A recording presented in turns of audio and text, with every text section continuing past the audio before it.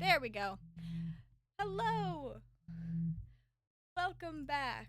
My name is Gray, and we are going to be continuing today, well, by doing some data everything. I need to check something. Oh, can you still not hear me?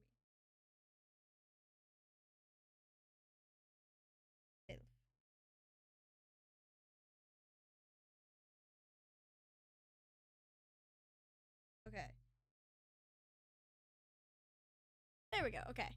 So, now that I have checked that my audio is actually working, let's do this.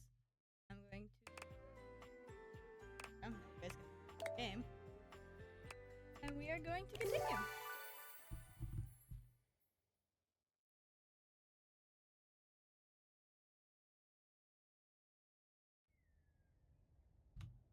Real quick.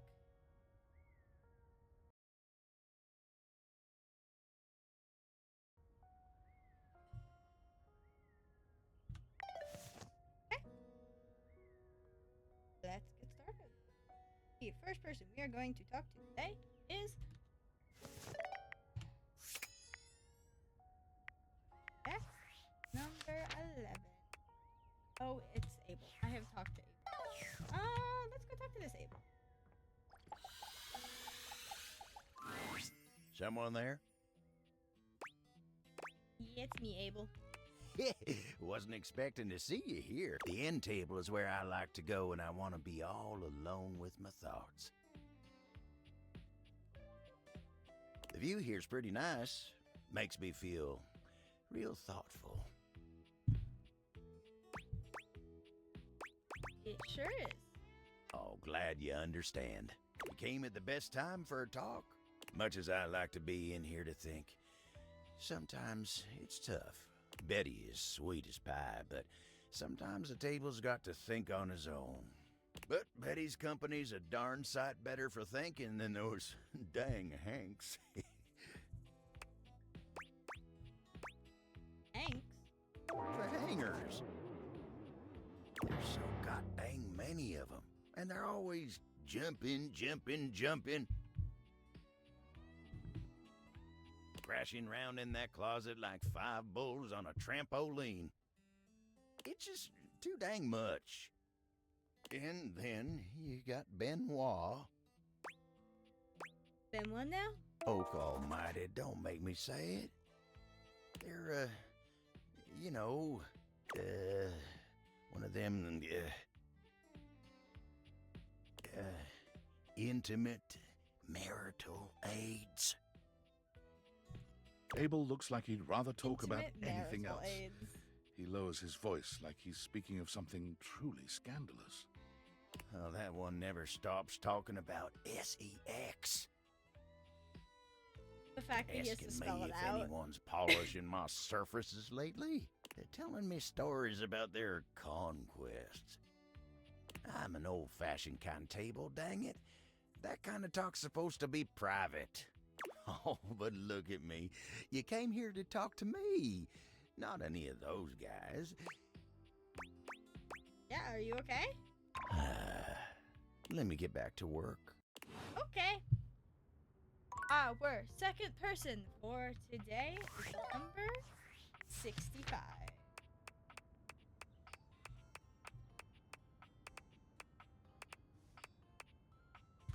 Arma. Ooh. This is gonna be fun. Don't know if I know. I think Arma, the only Arma I'm aware of, the kitchen. I know that there's. Ah! Alright. For a moment, it looks as if a firefighter has appeared in your home, smoke and all. But a closer look reveals the smoke is in fact attached to this apparent firefighter's head. You don't get much of a chance to scrutinize her appearance any further, because the moment she notices you, she begins to rush you along, raising her voice and waving her arms at you. Thank heavens you're here. Bleep! Well, don't just stand there. Go get help! What's wrong? What do you bleep mean, what's wrong? Don't you bleep see that?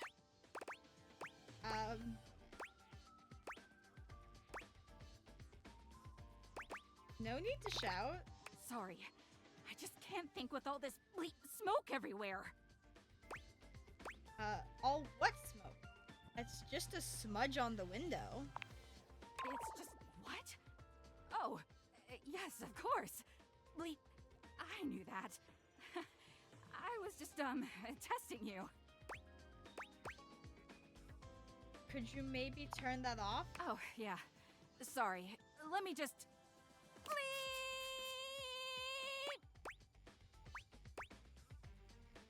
You know what? I like the sound. After a while, it's very pleasant.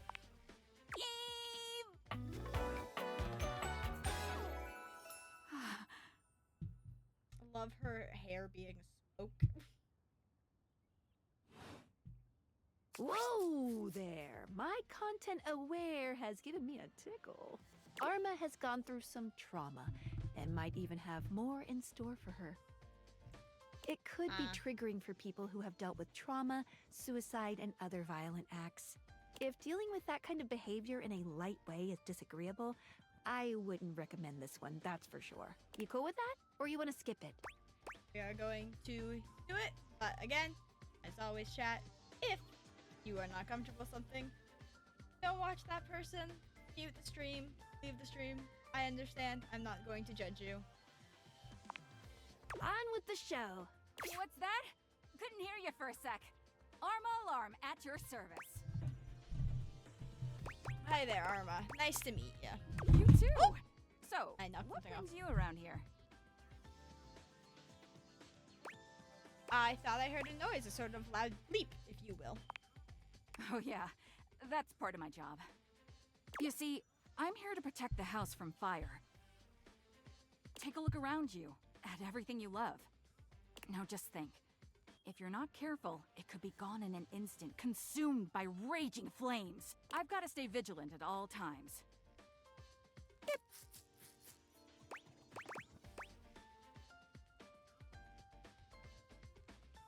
I noticed you're looking a little bit Comes frazzled. with the territory.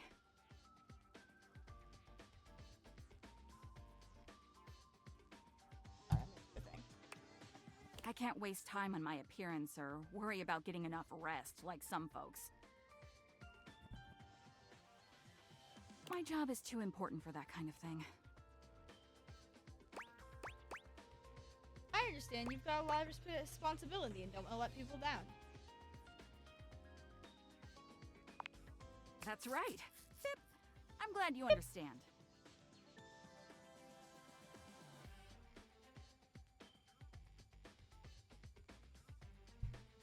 Some people don't get how hard it is to have a job like mine.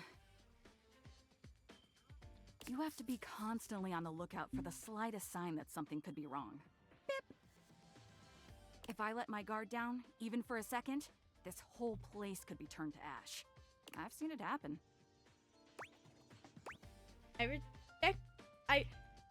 I respect your discipline and sense of purpose. I'm glad to have you around. I appreciate that. It's a tough job, but I feel like it was what I was born to do. Anyhow, I ought to get back to it. Pip! Come on back soon and maybe we can do something together. You take your leave.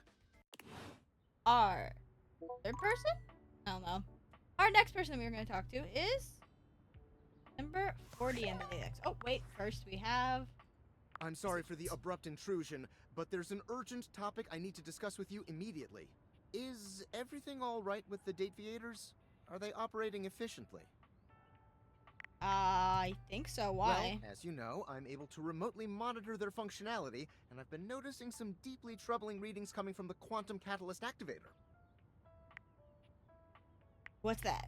Well, it's very sci-fi, but essentially, the quantum catalyst activator is the internal hardware that allows you to directly acknowledge a thing's existence. And recently, it started to emit metacognition readings unlike any I've ever seen before. I'll keep an eye on things over here, but please inform me if anything unusual happens. Oh, and if they get too hot, throw them in the freezer immediately. Your life depends on it. Can I throw them in the fridge Are you instead? insane? Sorry, it's not safe to talk anymore. I'm in a really sketchy neighborhood, and this phone is super duper expensive. But I'll keep analyzing the data. Okay. Half of those things he said I did not understand. Okay, number 40 of the Dave's X. We have number 40 is Daisuke. That's easy enough. At least he's close. Sure. He's okay. Thank you. You find Daisuke where you left him last time, staring intently at dishes on the table. Unlike the last time, however, he has a list in one hand. Working hard or hardly working? Hardly working at the moment. There's much to do, and my injuries have slowed me down. In addition to inventory and keeping track of all the dishes, I'm also in charge of deliveries throughout the home. Unfortunately, I am unable to do much in my current condition. I prefer to work alone, but an assistant would be invaluable in this moment. Let me help you. It's my fault that you got hurt to begin with. Which is true. You wish to right this wrong? Hurt him. Oopsie. Good. I have preparations I must first finish. But return to me again and I will give you instructions on delivery. In the meantime, perhaps you can help me wash these dishes. Isn't that what a dishwasher is Dishy? for? I trust no one but myself with such precious items. To be fair, I wouldn't trust Dishy either. I feel like he's not the greatest.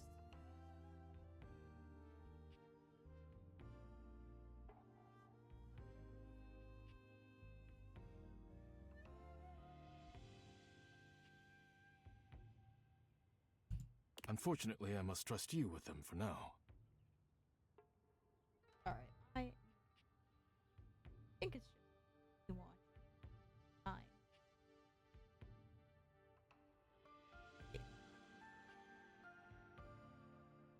Ooh, is it not picking up my audio? I'm a little bit scared of overdoing it.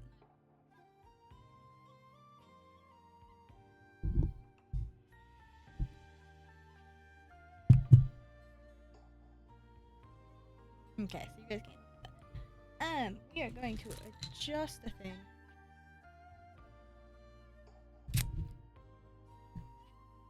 There we go. We're going to see if that works. Okay. Sorry, continue. Do not disappoint me. Sure thing. Please begin then. You pick up the dishes and begin to wash. As you work, you feel Daisuke's eyes boring holes into you. It makes you feel... Nervous. You treat the dishes with such care. It is beautiful to see. Perhaps trusting you was not the worst decision. You manage to finish washing the dishes without further incident. So Well done. washing. This may not be the disaster I assumed. When next we meet, you will assist me with deliveries. Be prepared. I'll do whatever it takes to make things right. Complete these deliveries, and all will be well once more. Leave me now. I must review orders and inventory. Farewell. Next person is going to be... Wait, I'm realizing I need to check something.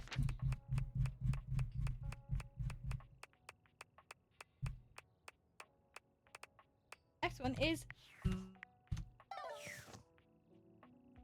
number 101. Michael transactions. Time to go talk to Mikey.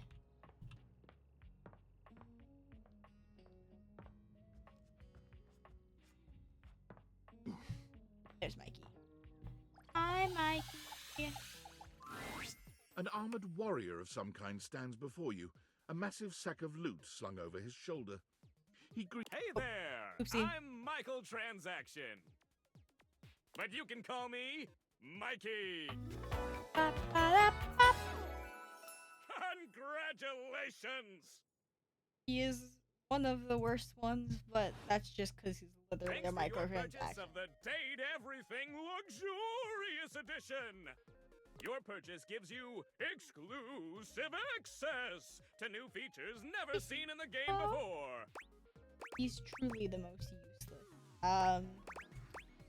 What are the features? Exclusive access to the exclusive access to the art book. Exclusive access! Exclusive access! Exclusive access! And most importantly, exclusive access to me and my store, baby! I think we'll be good friends, Mikey. Mikey likey! Me not Unlocking likey. I don't access like to me that. means that you gain access to the Date Everything loot box. Each day, you can pull me up to 5 times for my extreme Okay, bonus sure. You can pull for my common boots of true presence. They have a high chance of being pulled. Or you can pull for my epic gauntlets of stardom.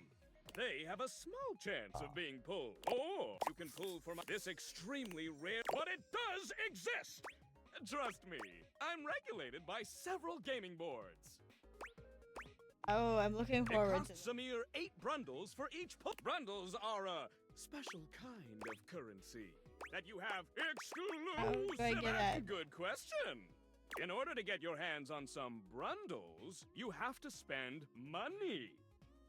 You get 5 money per day. Save up for big pulls. Awesome.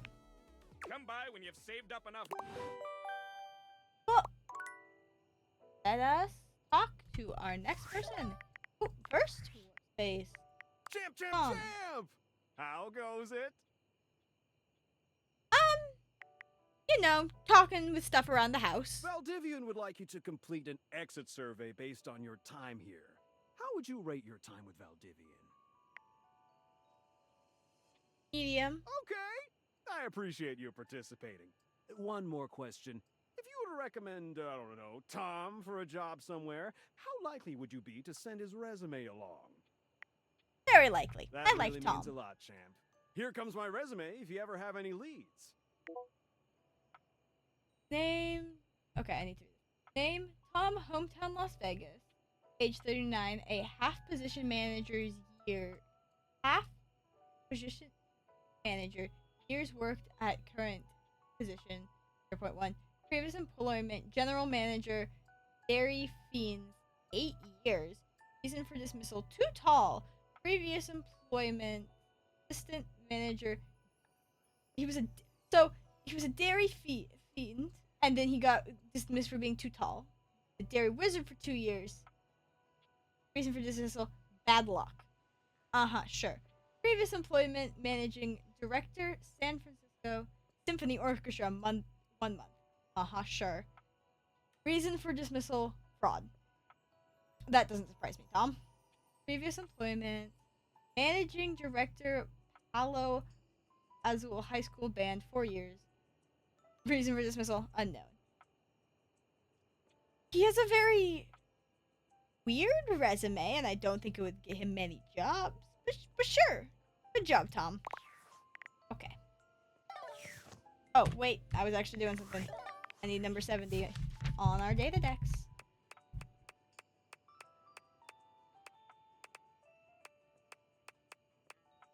Oh, and number 70 is Hirohima, who we do not have access to. So, number 80. Oh, this is gonna be fun. I guess my doors are due. Don't love Kristoff, but let's do this. Trying to befriend him, hopefully. You're forced to crane your neck upwards as you try to take in the entirety of the blonde Viking towering over you.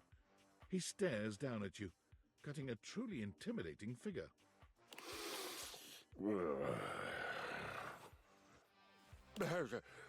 He says nothing for several minutes. You begin to wonder if perhaps your cross-trainer is broken.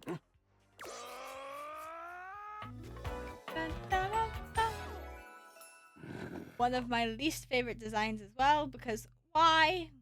Why did you put why? Why?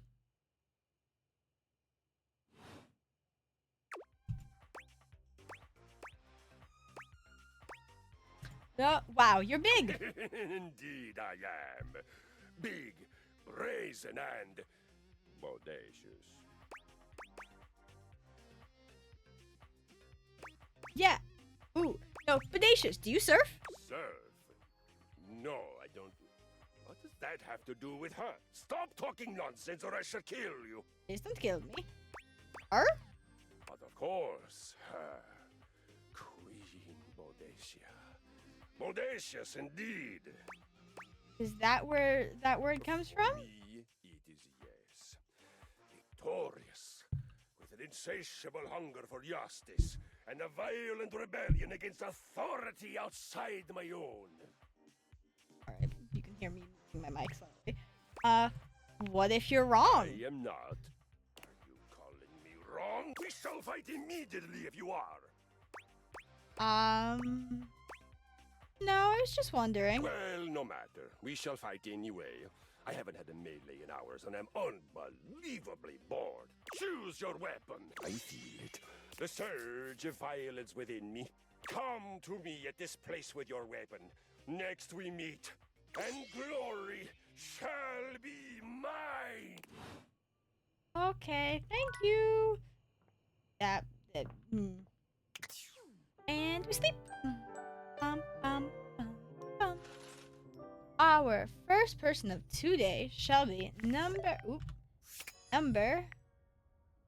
46.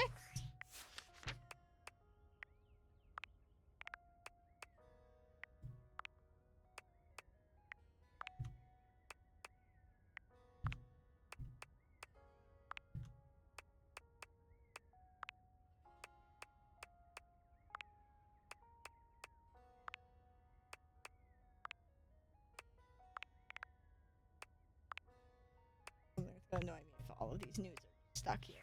So I'm just gonna, as we're going through this, I'm gonna end up occasionally clicking through everyone who's new. No, I see. The issue here is I'm not gonna do him because I want to befriend him, and I don't think I have the skills to befriend him currently. So we are going to re-randomize that because I hate him, and also I don't think I can actually do anything without him hating me right now. And that goes against my goal. Celia.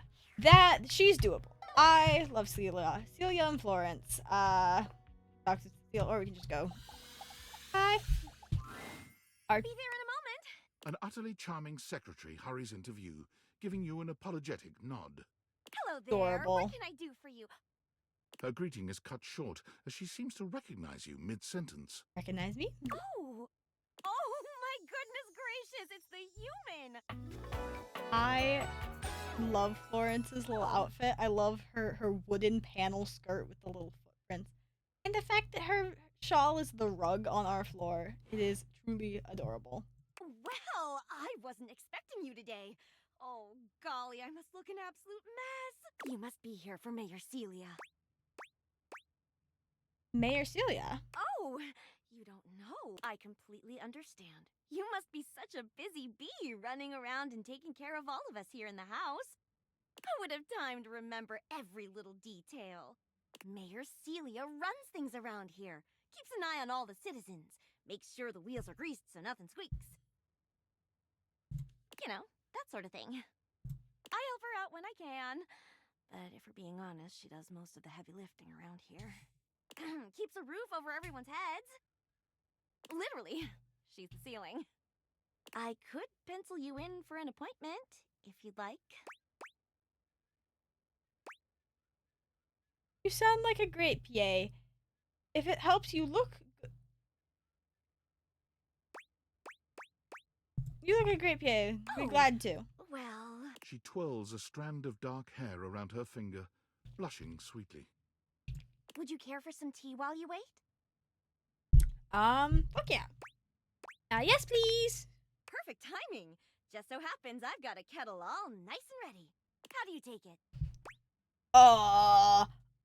I don't actually like tea. This is a little fun fact about me. I despise tea. I despise coffee. We'll take our tea with some milk and sugar. Oh, that's my favorite too. Oh. Florence stumbles, pitching forward onto her Oh, hands no. and knees. The tea spills all over the floor, though thankfully the cup doesn't shatter. Oh, no. Right on the carpet of my good jacket. No, not the that's carpet. gonna stain. I'm so sorry, dear. I need to dab this out with a towel right away. Would it be all right if you showed yourself up to the mayor's office? Just this once? Of course. Sure, don't worry about it. Thank you so much, dear. Sorry again about the tea. Oh, good. Oh, I don't like it tell me anyways. About this. There she is, the mare herself. My She favorite. simply radiates I poise and power. She's love an it. intimidating sort of beauty, but you find yourself intrigued to learn more about her. I love this. Her design, I think, is one of my genuine favorites. I love how ornate she looks with the little spider web and the chandelier earrings. So, in summary, I just think if I could get a little more foot traffic around my bar, I'd get more business. Oh, Beverly, I understand your concerns. But what do you expect us to do, dear? We already put up posters and held fundraisers. We can't just move the fridge, stove, toilet, and everyone else out of the way to clear foot traffic every night. We could try that. Bev, Fine. trust me. We're doing everything that we can. All right. But if nobody's in by next week, I'll be back. I'm sure you will, darling. Celia presses an intercom button on her desk. Florence, dearest, send the next one in. Yes, miss. Hi. Hello, Mateo. What can I do for you today? Help him find his lost pets. That's a great question, actually. You know what? It was probably nothing. I don't want to waste your time. I know how busy you are. I'll just see myself out. Mateo, come, sit. Tell me what's bothering you. Right. It's just... Go on. It's Lux. Of course pulling it's cords Lux. around the house. Fucking They're refusing hate to pick Lux. up after themselves, keeping the whole bedroom up late with their streams. It's really been stressful for the inanimals. And I don't want to get anyone in trouble, but it's just been a lot, and... All right, Mateo, all right. Lux, you said. Yes, ma'am. I'll have someone take care of it. Thank you. Next. Ball! Hello, Wallace, darling. Whoa! Yes, Wow. I remember from last week. It's on the docket. Wall, wall, wall, wall. Whoa! Fucking love wall. Think nothing of it. Next. Oh, but I don't want to love wall. Oh, it's you. I don't believe we've formally met. Mayor Celia. I'm also the president of the HOA. That's Home Objects Association. Rather than a homeowners association, I fucking hate homeowners associations. Pop, pop, pop, pop.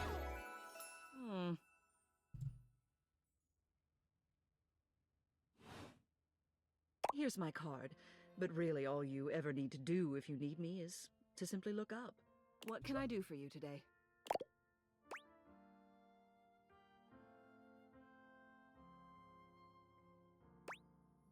Trying to get a lay of the land. I wanted to meet the mayor. Well then, hello. Meeting successful. Never a bad idea to make sure everybody knows your face. We're important here.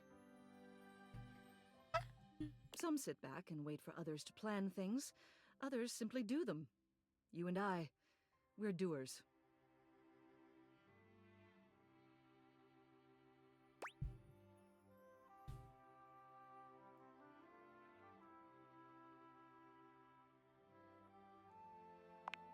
That hardly precludes you from getting things done. It just means that you do them quietly. You seem like a reliable sort. I wonder if I might ask you a favor.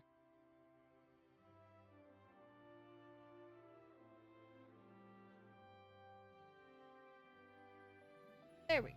That's better. It's about my assistant, Florence.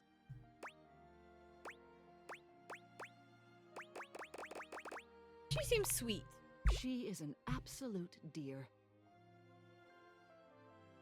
Although sometimes I fear it gets her into trouble. She's such a kind thing, but that means she lets people walk all over her. Sometimes I worry the wrong sort might be taking advantage of her. Moving things that you can see. Okay, there we go. I've noticed that whenever we go to lunch together, she never seems to buy herself anything. What's more, she's been pinching every penny you've dropped on her like a miser. I suspect she might be having financial issues. Wouldn't that aren't you the one who would pay her? Wouldn't you know if you're paying her enough? The office pays her well. Okay, of course. there we go. She's an invaluable assistant. I think it's possible someone might be fleecing her. I'd like to formally ask for your help. Wonder who that could be. I Maybe may the be fucking her boss, MLM but person. Florence would never give me a straight answer if she thought it might upset me. However, she's quite friendly with strangers. And technically speaking, as the owner of the house, you outrank me. Maybe you could get something out of her. What do you say? Would you do me a favor and look into this matter? Quietly? I have to find a way to do this without messing up my relationship with Stella, because of the fact that Stella is like, how do I describe it? Stella is very much involved in this, and I'm trying to befriend everyone, which means that I have to go. I'll look into it, and we'll figure it out from there. I'll be waiting. Hopefully it's nothing. What else do you need? I'll go back through Florence's office. Hello again. I trust your meeting with the mayor went well? Yep. Wonderful. Anything else I can help you with while you're here? Tell me about yourself. What? You want to know about me? Yeah, why you spilled my tea on the floor. No. You just spoke with the mayor. A little old fuddy-duddy like me can't hold a candle to someone like her. I just handle the paperwork. 'Cause you're in that's love. all. Pay me no mind. Anything else I can help you with while you're here? Tell me about the mayor. Since you won't tell me about yourself. Just incredible, isn't she? So tall and commanding. What I wouldn't give to be able to deal with people the way that she does. What you wouldn't give to fuck her and or let her fuck you mean? The fucking lesbian? Some people think Not mayor's bad cold-hearted, thing, but I'll tell you obviously. I what, feel like there isn't my a sweeter structure opinion on besides this. the HOA. My non-binary gay ass. Fucking bullshit. You seem quite taken with her. What do you mean by that? Exactly. I just think she's a really remarkable ceiling, that's all. Just a really remarkable ceiling. No gay feelings here. Besides, she's my boss, so I couldn't begin to comment on her outside of professional opinion. Sure.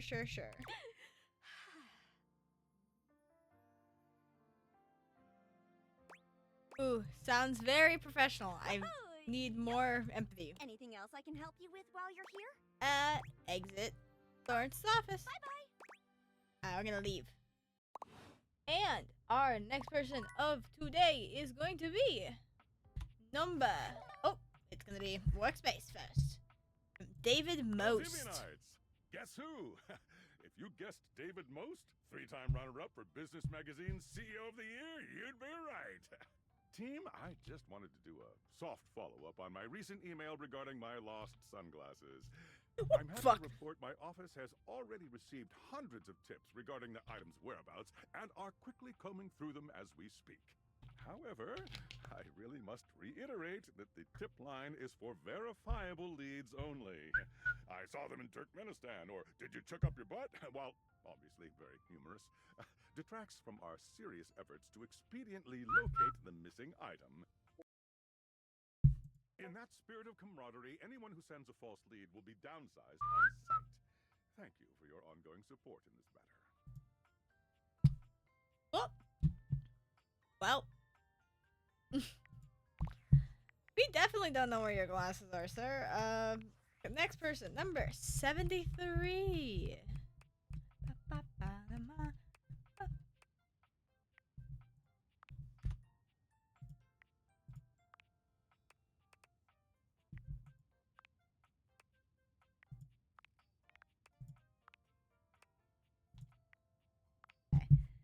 Number 73. Oh god. It is. Oh, Washford. Well, not my favorite. Better than Drysdale. And maybe I won't accidentally insult him like I did Drysdale. Hello, Washford. The handsome acrobat greets you with a small yet theatrical little bow, placing a hand on his chest and tipping his head forward. He has the aura of a veteran showman, but he doesn't look particularly pleased to have you as his audience. Why would you not be pleased to have me as your audience? Greetings, weary traveler. Dun, dun, dun, dun, dun. Boring outfit. I'll hate it both on him and Drysdale. You have the thing where you can see their abs. Why? Greetings. You seem taken aback. Quite natural. It was not my intention to frighten you, though I grant I'm known to be a disquieting presence when I'm in a mood. Sounds like a bad mood. Yes. Yes. A long and solitary bad mood. For this, for everything, we are out of tune. Wow, I'm really sorry to hear that. You aren't serious. You jest. I do not jest. No, I meant it. You want to hear my story? For sure. I'll hear your A story. servant to the drama of the heart. It should be good. Good, bad, what's the difference? Is this about Drysdale? The mention of Drysdale makes Washford's eyes narrow. Oops. Is this about Drysdale? How did you know? I'm really smart at relationships. Not at this one. It has stumped a heart as profound as mine. I am awash in the scurryings of lives. Countless lives. Countless stories. I am filled with water. It is the sweat that drips from brows and shaking knuckles in alleyways, in schoolyards. It flows over its own frozen self down dry and grateful throats. It drops the wellspring of ancient secrets, held in rough clay bowls. I am surrounded by it.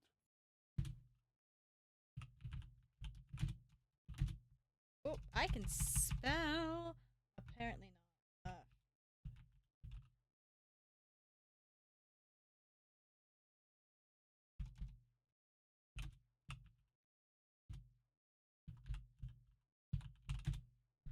Let me friend achievement. Sorry. Okay, there we go.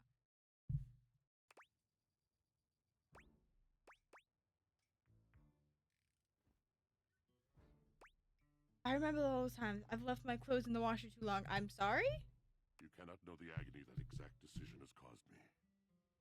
I cannot talk about it. You'll have to ask Drysdale about it. The pale betrayal. That sounds intense. You have no idea. But not only that. Not only do I hold the limitless, the unfathomably simple.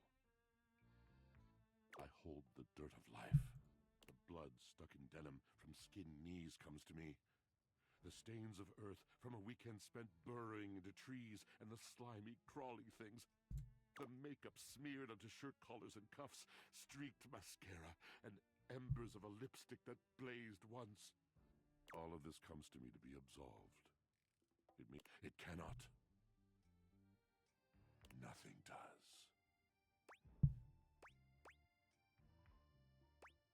So what happens? I must keep it all. It is a vast treasure house of memories, of senses, and it is safe with me. Is it? But how can I, just me, survive that? You don't need to survive it by yourself. Get back with Drysdale. How can anyone bear the weight of that much life? It...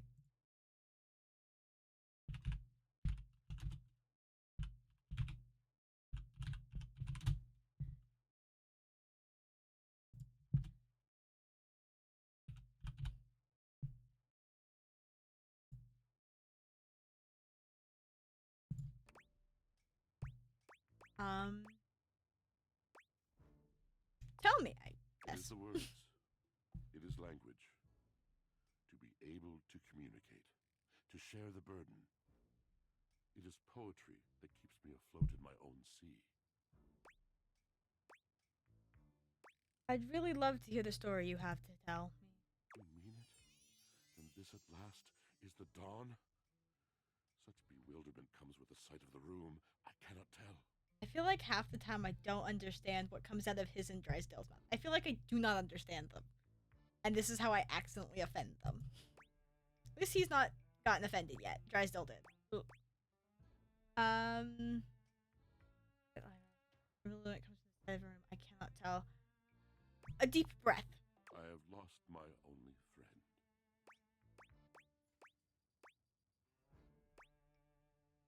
Nod sympathetically, I guess. He gazes off into the distance, something clearly weighing on him. His eyes narrow for a few moments, and then he sighs.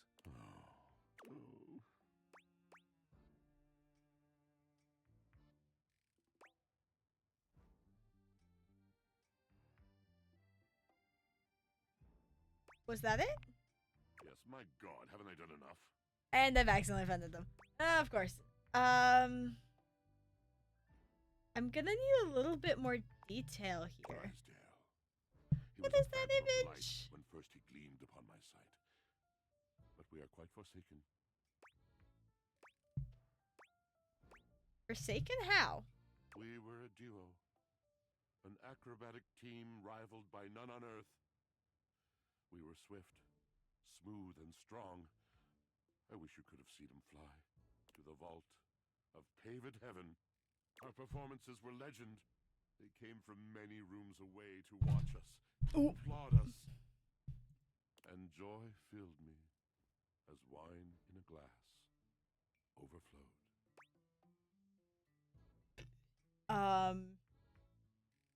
Sounds like you guys had an amazing connection. Past tense.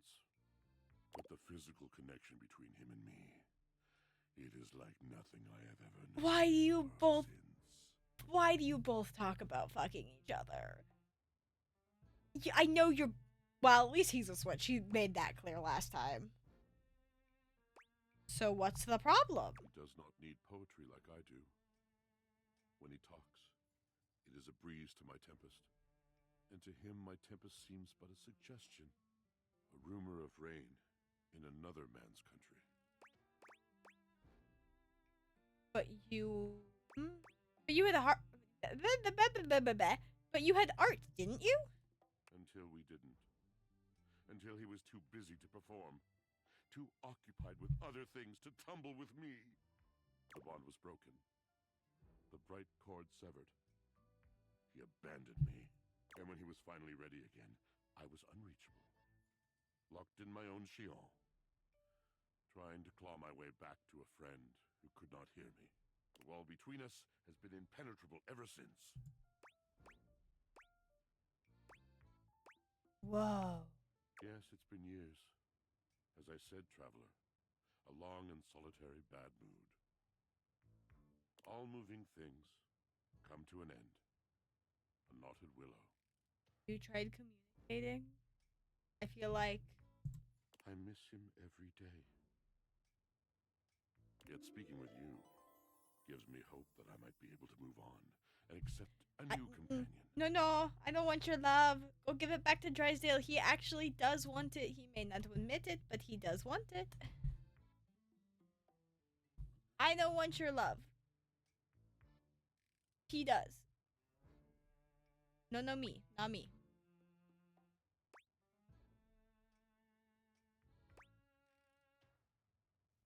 Don't worry, these things have a way of working themselves out. You're asking me to have faith? Yes. I would be hard-pressed to acquiesce if not for, well, I've tried everything else. Thank you, sincerely, for listening. It has been so long since anyone has stopped, has heard me. Our next person is number 101. Nope, I don't want to talk to him. I'm re-randomizing that. We talked to Mikey yesterday. We'll do number 51.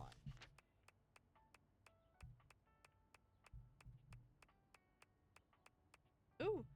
Oh, Tyrell. We have not gotten a chance to talk to Tyrell yet. I quite like Tyrell. There we go. Tyrell. It's not all that surprising that your towels would have a look that one can only describe as fresh out of the shower. The fluffy terry cloth clothing and glistening skin are expected. I really want this jacket he has. It's Oh, it looks so soft. Like, I know it's a towel, so it's not actually soft, but it looks so soft, I want to wear it. What you did not expect to see, however, was a six-pack you could do your laundry on. Wait, hold still. He holds his hands out in front of him, stopping you in your tracks. What's wrong? What did I do? You didn't do anything. He backs away from you, slowly and carefully. Just don't move. Ooh, there's some water on the floor. Let me get that before you slip and fall. I didn't see that. His hair is shaped like a towel. He bends down to love mop up a his tiny hair shape. puddle, standing back up with a grin. There, all good. Phew, that was close. Some might say that I saved your life. You definitely did. Dun, dun, dun, dun. Hey. Hair outfit. I love his. It looks so soft and cuddly. I doubt it is because it's towels and towels are texture hell. But it looks soft and cuddly. Did you see that dude? Yes, you're my hero. I made you soft. He mimes playing a trumpet, imitating the instrument with his mouth. I dry as quick as my wit. If you get wet, don't get upset. Isn't that right, my absorbent sidekick? He holds out a small swan-shaped towel for your Adorable. inspection. It's quite charming. Quack. You have a sidekick? Kinda. This is little buddy. He's pretty cool. I can fold him into anything I want. Wow. Today, a swan. Tomorrow, who knows what the fabric of the universe will weave? I mean, I only know how to fold like... Well, it keeps me busy between cleaning spills and warming up your body.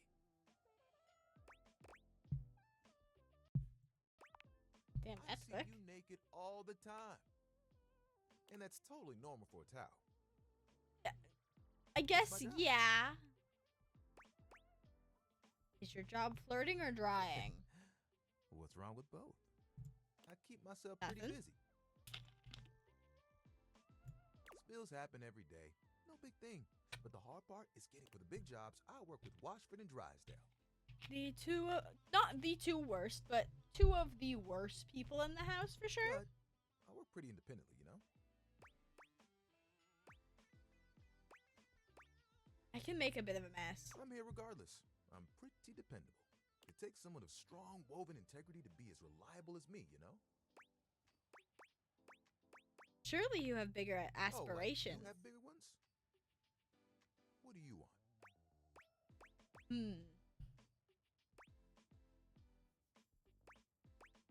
To get through next Tuesday. Honestly, that sounds like a pretty damn huge aspiration. Sometimes, yeah. There are things I want to do, but my job is important, you know? Those spills ain't gonna unspill themselves, and I won't be spilling things to you until I get to know you better. So, let's make a deal. Fair. Next time you see me, I'll show you something cool, and maybe I'll tell you a bit about myself. I'll show you an idea I have. Yeah. And there we go. Oh, we have a message. Discord from that. Are you there? Please answer. Hurry.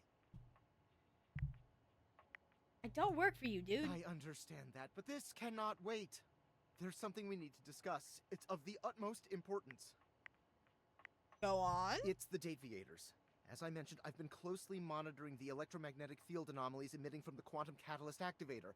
And I know this is going to sound completely The words insane, don't make sense. but it appears... Well, it seems... I can't believe I'm even typing this. For that. I'm attempting to. Based on the data I'm looking at, you may actually be able to use the Dateviators to bring objects to life. Realizing people. Isn't that what I've been You're doing? not listening. I don't mean to engage with an object's sentience during intended usage. That's what the Dateviators were created to do, and they've been working perfectly. I mean to 100% literally transform objects into living, breathing humans. Whoa, that's awesome. Frankly, we don't know if it's awesome. That is... We have absolutely no idea the ethical implications of turning objects into people. Would they have rights? Do we need to feed them? And if so, how often would we need to feed them? Is only lunch enough if it's a big lunch?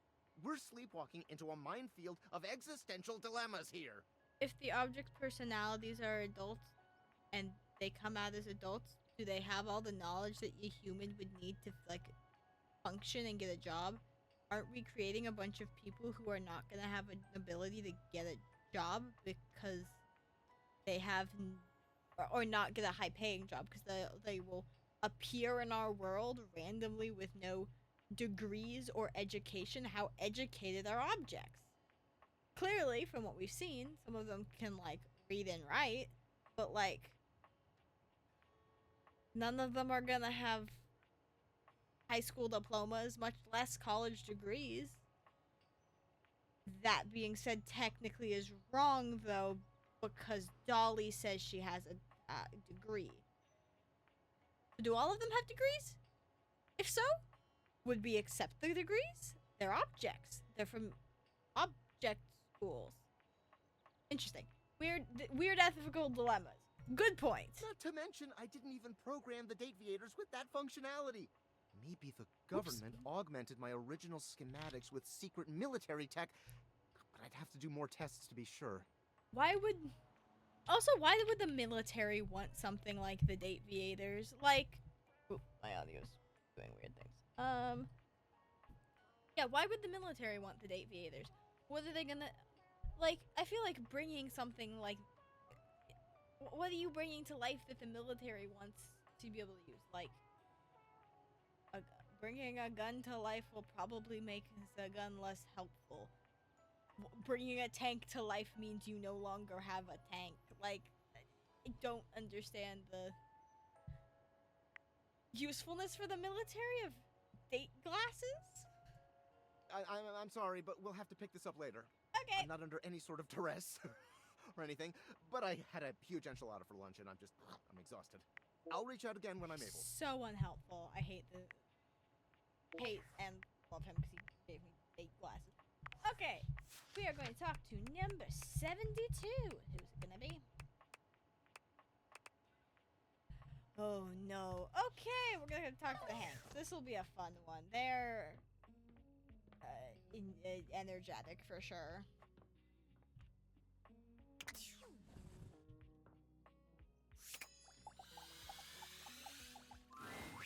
Five handsome himbos in colourful jumpsuits are flexing and chatting animatedly amongst themselves. Love that they're When they described notice as you, himbos. they begin to buzz with excitement, all speaking in rapid-fire sequence. Yo, check it! Quick, dudes, clean up the digs. We got company. Some real fine company, if you know what I'm saying. How's it hanging, homie? I also love, they're all different kinds of hangers. Like, he's the fucking pants hangers, and then all of them have the different, like, hanger bits of how people hang things. Love that. All good, fam. Word. I guess. Oh, that's facts, amigo. Well, what are you waiting for? Slide on in here and take a load off. And, anything else you want to take off? Welcome to the Extremist Dojo in the Pad. The perfect place to sit back, chillax, and recharge your bats. Hell yeah! Hey. Fire!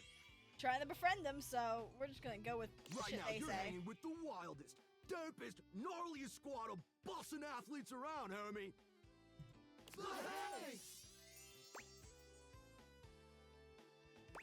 Wait, so if you're the Hanks, does that mean you're all named Hank? Yep. We're the Hanks! We'll say they have some of the worst outfits for sure. Not something I would ever particularly want to wear myself. Okay, but how do I tell you apart? Numbers are kick-ass! The Hanks all stand in formation, each of them striking a unique pose as they introduce themselves. You get the distinct feeling they do this often. I'm Hank number 1. I'm Hank number 2. I'm Hank number 3. I'm Hank number 4. And I'm Hank number 5. We're the Hanks! Brought to you by Red Bull. Of course they are. Well, that. Oh, fuck, I pressed the wrong one. I know, I was kidding. Huh? Oh, I get it. You're funny. Why is he standing like that? Like, it's not this bit, it's the fact that his legs are so weirdly. Okay. What are you guys getting up to in here? Seems pretty sporty. That's right. We're the wildest, most fearless, gnarliest squad of extreme athletes in the house. We base jump. We lava board. We cheese roll. I would cheese roll. If That's something's about the hot only thing enough, there. we'll ride it all night long. That, okay. We laugh in the face of danger, even though we probably shouldn't. We Oh, tasted the definitely adrenaline of them all. What's your favorite extreme sport? Hank gliding. It's like hang gliding, but with us. I fear if I tried to hank glide, I would break a hanger. And I don't want to know what happens if you break an object and then try and talk to him. Or do they just have broken bones? We're the Hanks! Man, you guys are just adrenaline junkies, aren't you? Oh, we're way beyond junkies, hot stuff. It's legit insane. But no cap, we live here with you. We're Casa roomies, amigo. And yet you don't pay any rent. Ah, totally our oversight, homie. Things are a little tight right now. But once we start winning some wicked extreme challenges, our sponsor is gonna start paying out. Like the slot machine, roomie. Who's your sponsor? Red Bull's our sponsor, brah! Very cool. Their bowls have the most riz, no cap. What?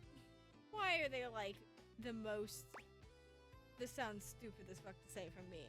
Why do they have the most like fucking Gen Z millennial-ish fucking slang shit? I notoriously hate slang because I notoriously don't understand it. The amount of times that I have had someone do slang or what's it called? I don't know what they're called. The like shortened words where it's like LOL. Obviously I understand that one. But sometimes other people will just be like, here's the short word, and I have to go, what the fuck does that mean? So slang I don't love because I've always had to look it up. Sure, okay? And they're not just a sponsor. They're our fam. They fuel our adventures. They provide our wicked gear, get our exploits killer exposure, and provide the best medical support when things get gnarly. Let's be real, they do get gnarly. If by gnarly you mean dope AF. Sounds like a great partnership. Through every stunt, they've always got our backs.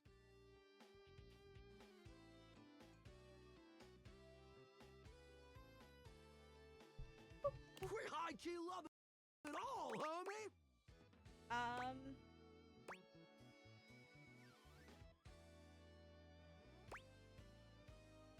Seems like you're geared up for an adventure. Yup, a broski always prepares. You never know when a ripping thermal or base jump opportunity's gonna come your way. Yeah! Sounds exciting. It is! Speaking of which, we were just about to head out for a little Hank. What do you think? Wanna come? It high-key slaps, homie. You in? Okay, but how high key does it slap? It's goated, brah! What do you say?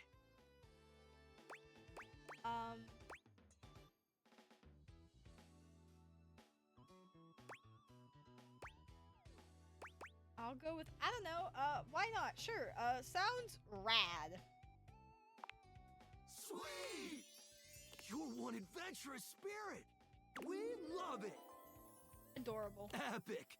I Just don't remember to wanna stay date focused them and again trust the because wind. it's a bit weird to date. It's less that it's weird to date multiple people, and more that it's weird to date a hive mind of people. Luckily, we're trying to relate everything. Trying friends. It'll be fun when we do have to date them. Dating a hive mind is weird. And hold on to me real tight. Nope. I'm good. Follow our lead, and we'll be shredding thermals in no time. Get ready to soar, house homie! Thanks! Away! Well, that was a lot of energy. Let's check in from Val. I'm afraid I don't understand. What? Please repeat. I heard you use our voice function to call me.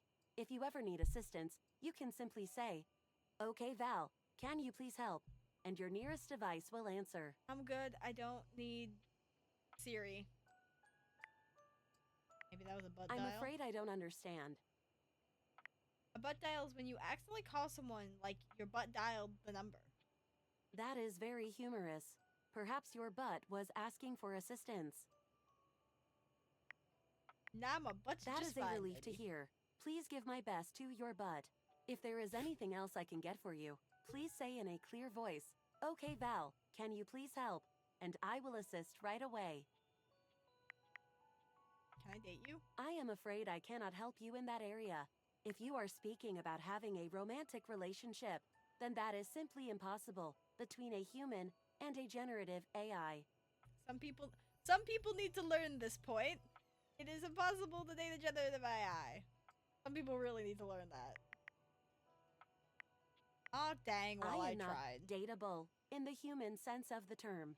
If there is anything else I can get for you, I'm please say good. in a clear voice, "Okay, Val, can you please help?" And I will assist right away. Wow, she kept talking even when I left. Hey the Dex. Here, dating number 6. Oh lord, the MLM scheme. This'll be fun. I have to figure out how to not make her hate me. I really don't want to play into the A MLM scheme, distinguished though. beauty greets you with an elegant wave. You never really thought so many hard corners and angles could be soft and graceful, but she's really selling it somehow. I want the bag, but I also don't want... I want that bag, but with every stair be an opening and have it be like a little filing cabinet with the bottom one being for, like, pens. Oh, hello, dearie. Mind your step. I'm getting a bit creaky in my old age. I'm working on it, mind you. I'm Stella, your quickest way up and down between floor and ceiling. Again, calling. Truly one of my favorite outfits. I love this stair design. It's a very simple outfit, but I think it looks really good. Yeah. Another one I love. I don't mind the creaks. Feels homey. Well, aren't you a sweet summer thing? I appreciate the sentiment.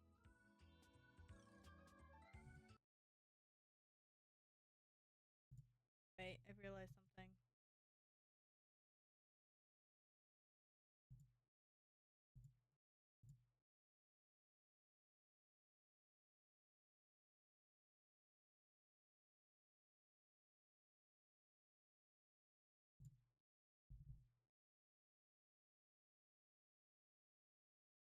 Yeah, no, wait.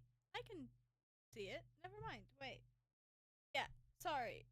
I'm having a moment because my stream preview doesn't actually show stream. That's a little bit. Oh, there we go. Messing with my head. Stream preview. I'm gonna reload stream preview. There we go. Now I can actually see that I'm streaming. That scared me for a second. I need to fix this. There we go. Back to Still this. one step at a time, all right? Just in case. And step and step and step and step. At least that's what they say. That's a lot of steps. Just take it step by step. By step. Laying on a big thick. She gives you a there. surprisingly cheeky little wink. Oh, they call it branding, apparently. Still feels a bit creaky to me, too.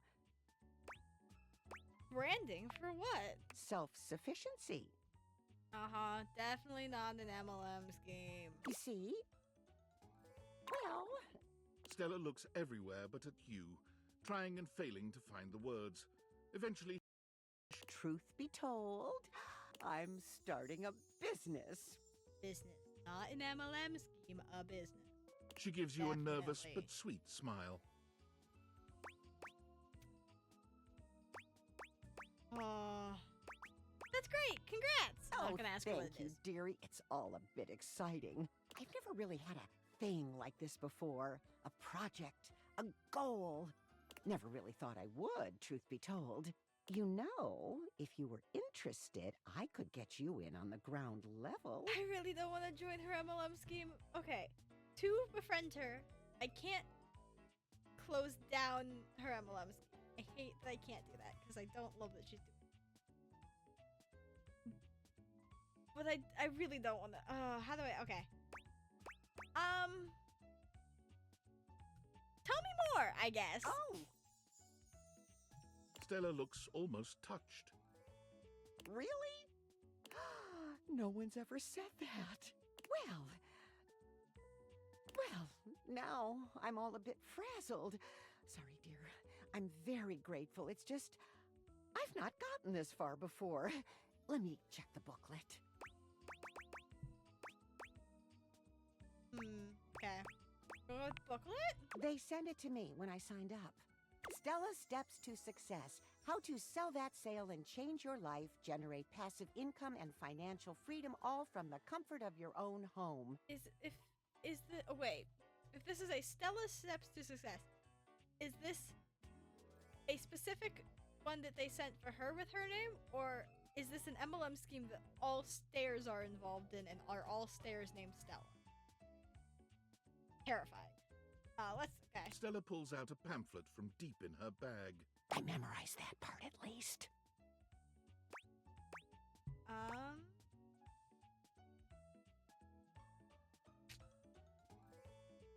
Looks like someone's It does, boilerplate doesn't tech. it? And they... She unfolds the pamphlet and begins to read. Step 29. You can never have too much stock, but you can run out of storage space. Consider investing in a larger house. No. That seems dramatic. Well, it is a little bold, but maybe that's what I need. Bold. Oh, I really have gone off track now, haven't I? Booklet or not, this is a mess. Look, dearie, I'm so sorry to ask, but could you come by again someday soon? Give me another shot. I'm still working on my nerves. And there are really a lot of fancy words to learn. I'll throw in a free sample. I don't Gotta want get to rid of sample them your canned somehow. air. I'll swing by when I can. Oh, you're a sweetheart, dearie. Thank you. I think that's our last person for the night. Yeah. Sleep. And then we're talk to number. Oh, well, Your we're room gonna talk is nightmare dark apparently. and cold, and though you may have gone to sleep alone, you can feel someone else here. Have to play into her want of nightmares. Nightmare looms over the edge of your bed, at once friendly and disquieting. Is it you again? Me again? Ah, you're back. I've been contemplating what to show you this time. What may unsettle you? Get your blood pumping. This time I think maybe you're speaking in front of an audience. Oh no, an audience. I would hate having one of those. Is that scary alone? The thought of being vulnerable in front of so many people, expecting eyes on you, knowing if you misspeak even once, they won't respect you. I feel like most people would not care if you spoke. I misspeak a lot. They might not even like you or be able to stand you. How dare a crowd of people not Your like words tumble out and you start mixing them up. You can feel your heartbeat in your ears. The spotlights on you make you start to sweat. You start to get your lips under control and the words start to flow the way you intended. Then your tongue presses against your front teeth and they give. Ooh, is it? One of your teeth slips out of your gum and down onto the podium in front of you. This part is a bit more dissettling to me. Oh, you're publicly speaking. Whatever. My teeth falling out. A bit more. You stare in horror. You reach to pick it up, and then a canine tooth drops to your tongue. You let out a petrifying, guttural scream as your own teeth fall loose from your gums. A tickle in your throat makes you cough. Oh, please tell me I didn't swallow it. The people in the audience gasp, retch, lean back, flee from their seats. You're coughing up more teeth. They come out of your mouth and into your hands, bloody. Your mouth is just gums now, but the teeth, they're still coming. Tears prickle in your eyes. Then you realize you're a monster. The teeth clatter to the podium. Like my teeth falling out does not make me a monster. It just makes me, I don't know, weird that all my teeth came out. Concerned about my own health.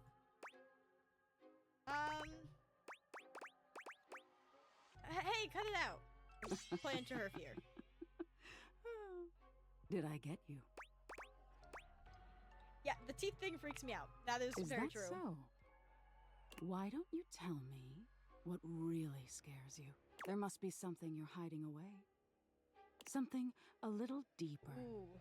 A tad more frightening than bugs and blood and teeth.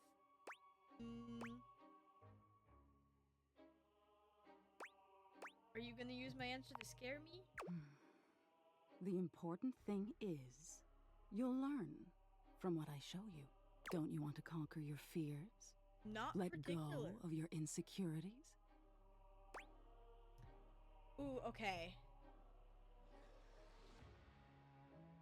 I don't know which one to pick here. I'll go with I'm afraid of abandonment. Interesting.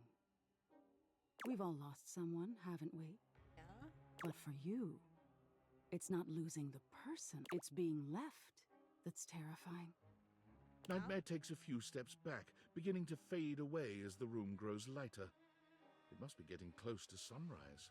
Thank you for being honest with me. You're welcome. I will have to think about your answer. Good night. Bye, nightmares.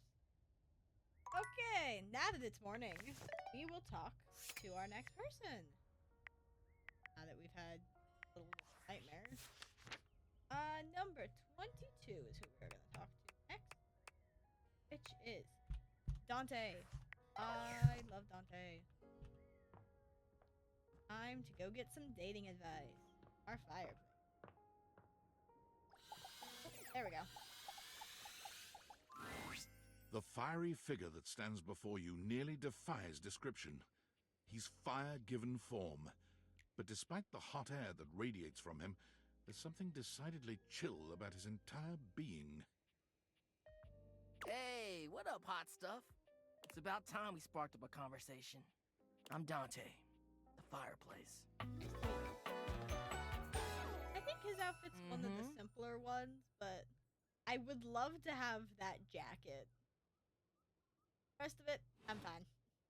Sure, we just met, but you can think of me as an old flame. You've been expecting me? Of course. The hearth is the heart of the home. I seen what you're doing. Kinda get me fired up, too.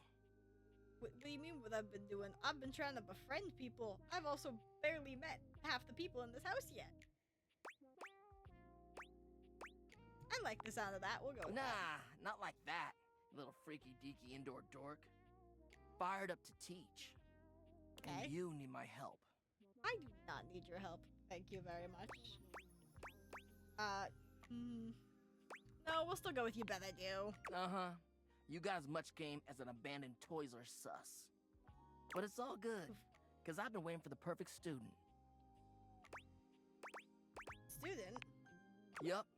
If you really want to up the ante in this love hunt, you need to work on your pickup lines. Oh no. I'm gonna go with oh no because I said I'm it. serious. It's not always gonna be so easy as firing up those specs and talking someone's ear off. Be it love, friendship, or hatred. The sizzling art of the pickup is all you need. I disagree. I'm the master, and you're the perfect human to pass the torch to. I don't know. Aren't pickup lines kind of cheesy and What? No way. often weird? Gotta melt the ice somehow. Pickup lines are one way to do that. A great opportunity to show someone you're interested in that you're funny, sexy, and smooth. Except for most of the Match time, those charisma stats. doesn't. Not what happens. I guess it depends on how you do pickup lines. A lot of the times people do pickup lines a little bit. That being said, I have only ever had people creepy about pickup lines, and it's been people I would not want to talk to. So, I guess pickup lines, if in the right context, would be okay. But my experience with them hasn't been great. My point is that with my help, you got a chance to burn bright. But if you don't learn how to take the first step by talking to someone, you won't ever light the flame. Okay. Sounds good. No sweat, hot stuff. I think it's time we start the first lesson. If you can handle the heat, that is.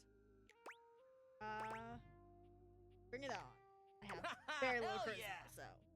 Tell you what, let's start with some punny pickup lines. See what I'm working with here. So what do you think? Punny. You up for it? Fire away. Seems like you're already getting the hang of this. All right, how about this? What up, hottie? Got a light? Because I think you just might be my perfect match. Okay, not horrible. Huh? What'd you think? Yeah, pretty good. Dang good. It would probably work on me. See? It's fun, right? But I just can't send you out there with my trademark material. I gotta show you how to come up with your own. Teach a man to fish and all that. How would you mix it up? Stir the coals, you know? I would change the punchline. Okay. So what would you change it to? Got a light? Because you're about to get me fired by HR. Don't know what that means, but I guess that's what we're changing it to. Somehow you managed to make that unfunny and uncomfortable. Congrats. Yep. Anyway, that shit doesn't even matter. You see, that was all a trick question. Or a lesson, I guess. I was just trying to show you that pickup lines can be corny and fun, but not always the perfect opener. Correct. Literally what I was saying at the start of this. I don't love, pickup lines. As long as you're not relying on them, they can be pretty fun. Which is true. Now you're getting it. Tell you what, I'm gonna teach you how to make connections in a deeper way. Yay. And your I like first his real advice. lesson in the art of the pickup isn't about some magic one-liner. You're gonna learn how to open the gates of someone's heart, get to know their soul, you know? You ride with me and you're gonna learn how to be smooth, but in a sensitive way. I call this like style the way of the flame. Think you can handle it? Bring it on. Alright! I'll give you a day to cool off. See me later for our next lesson, you little firecracker. Later! Let's do this. Cool. Next person of the day. It's gonna be Discord real quick. It's from Sam. Well, well, well. If it isn't the Casa Casanova. Do you see what I did there? That's wordplay, baby. Don't break your arm, Patty. Oh, someone's feeling spicy. Dating your furniture really got you confident, huh? You're out here dating all these appliances and shit. But, like, why? Not why are you dating them, like, why is this happening now? To you.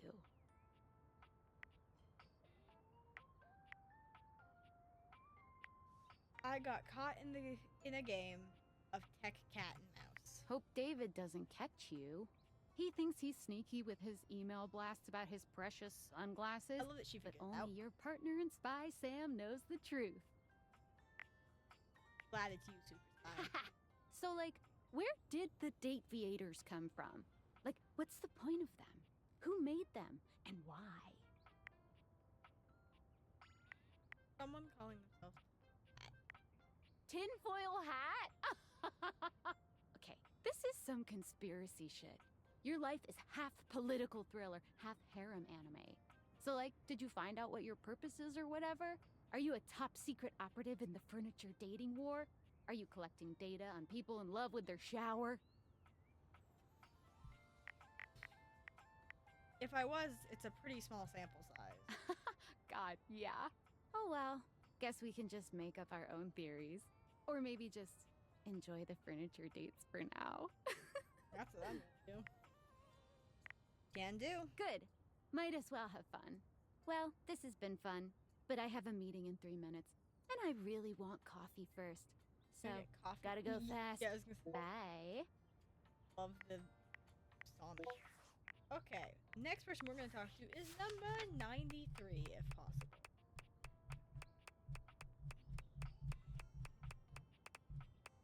Oh, 93, scroll past. Which is Aaron. I just 100% remember. Ooh, wait. Turn that on. I don't think that immediately does it. So instead, we're going to attempt a thing. We're going to re-randomize and talk to number 74 instead. Scrolling. Wish there was a quicker way to get. Oh no, it's Drysdale. Ooh, I don't love Dale, but that is okay. We will friend him. And we've talked to Washford yes? now.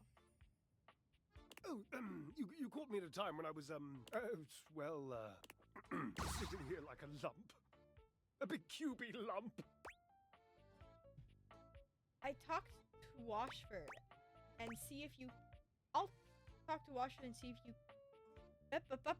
Apparently words are not working. I'll talk to Washford and see if we can't get you two back together. I don't want that. No, not at all.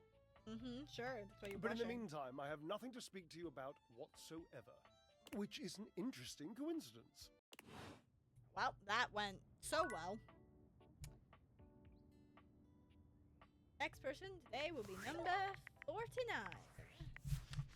Someday I'll just randomize this and know numbers, because that's kind of the way I work. It's Rebel! Yes! Yes, yes. Okay.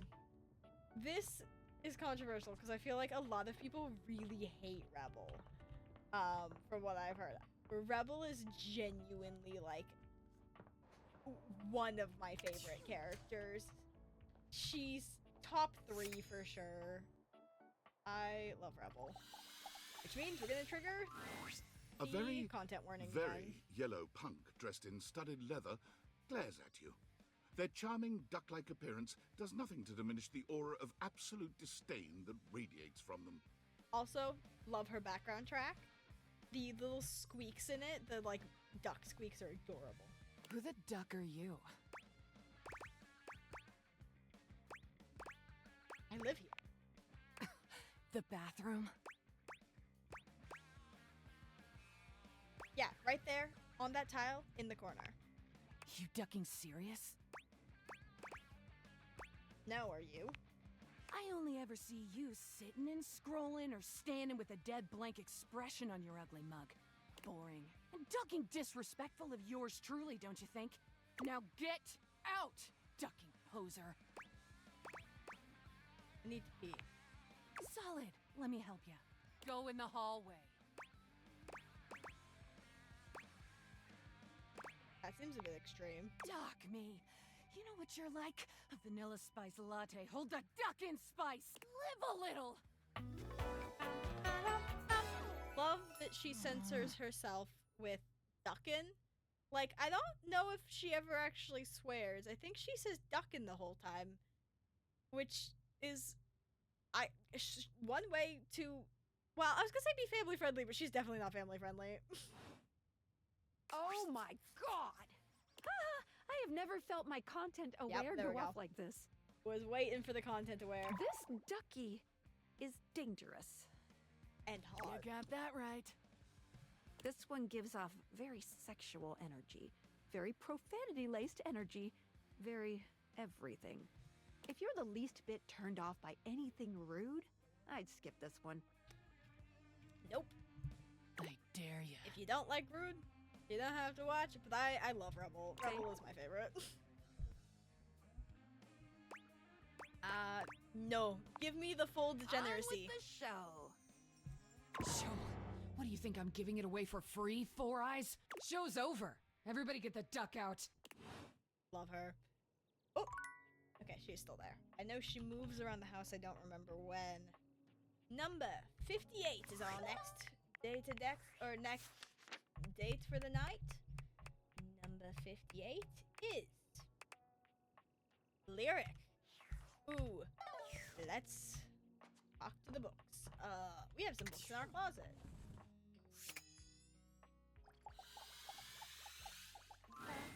The distinct scent of books, that slight hint of vanilla and mystery, fills your nose. And while it's not at all unwelcome, it is strange to smell it when you're not actually paging through any of your books. It only takes you a few moments to track down the source of the smell. What appears to be the spirit of literature hovers a few feet away from you, nose in a book. When he sees you, he nearly drops the book he's holding, rewarding you with a glare. Ah! Oh, for God's sake, you cannot sneak up on me like that when I'm reading. You have no way of knowing what world I've been in. I might mistake you for a zombie or an ill-mannered country gentleman, and, well... If you're reading a book and someone interrupts you, and your first thought is, zombie! Interesting. I might have to act accordingly, you see. Murder me? But what... yeah. Okay, but what if I was a zombie? If you were a zombie, I expect we'd be having a very different conversation. It would probably go something like this. This is not expecting that noise. Watch your language, Buster. Oh, a bit prudish, but educated. I like it. My name is Lyric. Looks like book genie. Like, he doesn't have legs, he's genie. Okay. I love that he's holding the whatever this one is. This looks like your 50 Shades of Grey shit romance book that he's reading. I chose the name myself, you know. I was originally written as Lionel. Can you imagine? Ew, I hate that name. Sorry to anyone named Lionel. No! Can't imagine. I am the embodiment of all literature, an indisputable master of the written word. I have read positively everything. I'm voracious with books, poetry, magazine articles, any genre, any length, any style. I love it all. I know you were curious about all that, so I figured I'd offer it right up front. I'm totally curious. What are you reading right now? What am I not reading right now is a shorter answer. This one right here is 20,000 Leagues Under the Sink, a riveting account of voyaging in a submersible to rescue a clean sponge from a dirty band of moldy criminals. 20,000 Leagues Under the Sink.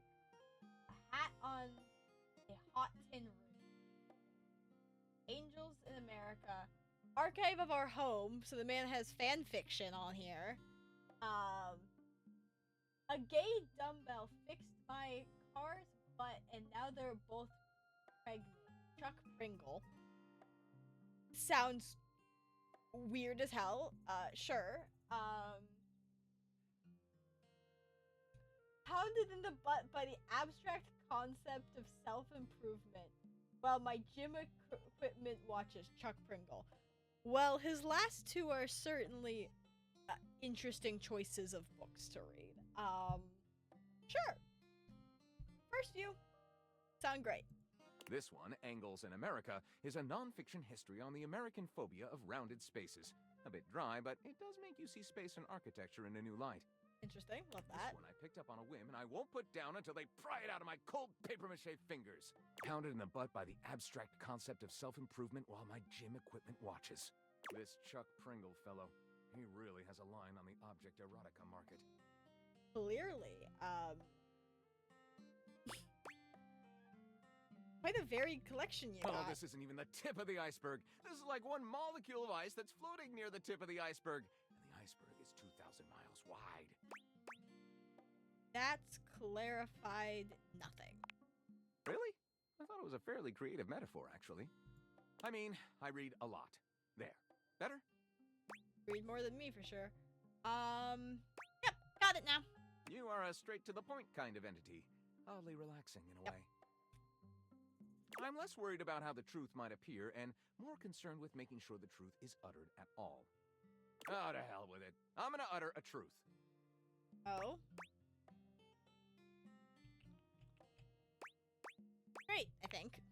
Sadly, I've never even written a paragraph. Not a single line of text. Not a word. Not a punctuation mark. Really? But your literature, that seems like a big hole. Gaping. It's the C-note of my existence. So let's fill it in. Well, I never. This is most excellent. I wager you're about to become the first human in history to help a book write a book. Probably. All very exciting. I have some materials to gather. Pens, paper. We'll probably need quite a bit of extra paper to crumple dramatically on the floor when writer's block sets in. Absolutely. Oh, how fun! I'm about to experience writer's block! All right, I'll get to gathering. I'll need some time, but when you return, ready shall I be. Cool. That is great. Let's... Ooh, last person of the night is going to be number 65.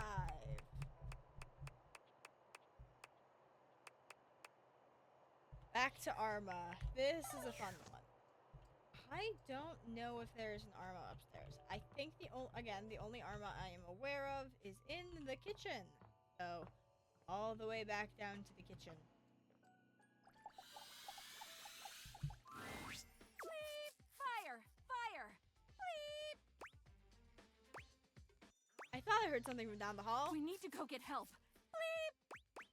I just left something in the microwave for a second too long. Bleep! You did? Yes, that explains why there was just a tiny amount of smoke, and it went out a half an hour ago. Bleep! Okay, now can you... Yes, I'll just...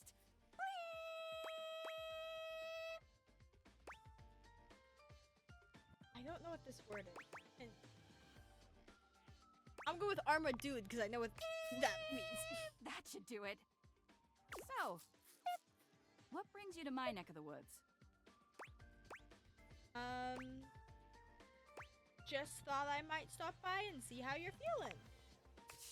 I'm 100% ready for anything. Arma holds her arm up to stop any further conversation, her eyes narrowing. She sniffs a few times. Wait a minute. Do you smell that? Oh It no, smells like... not no.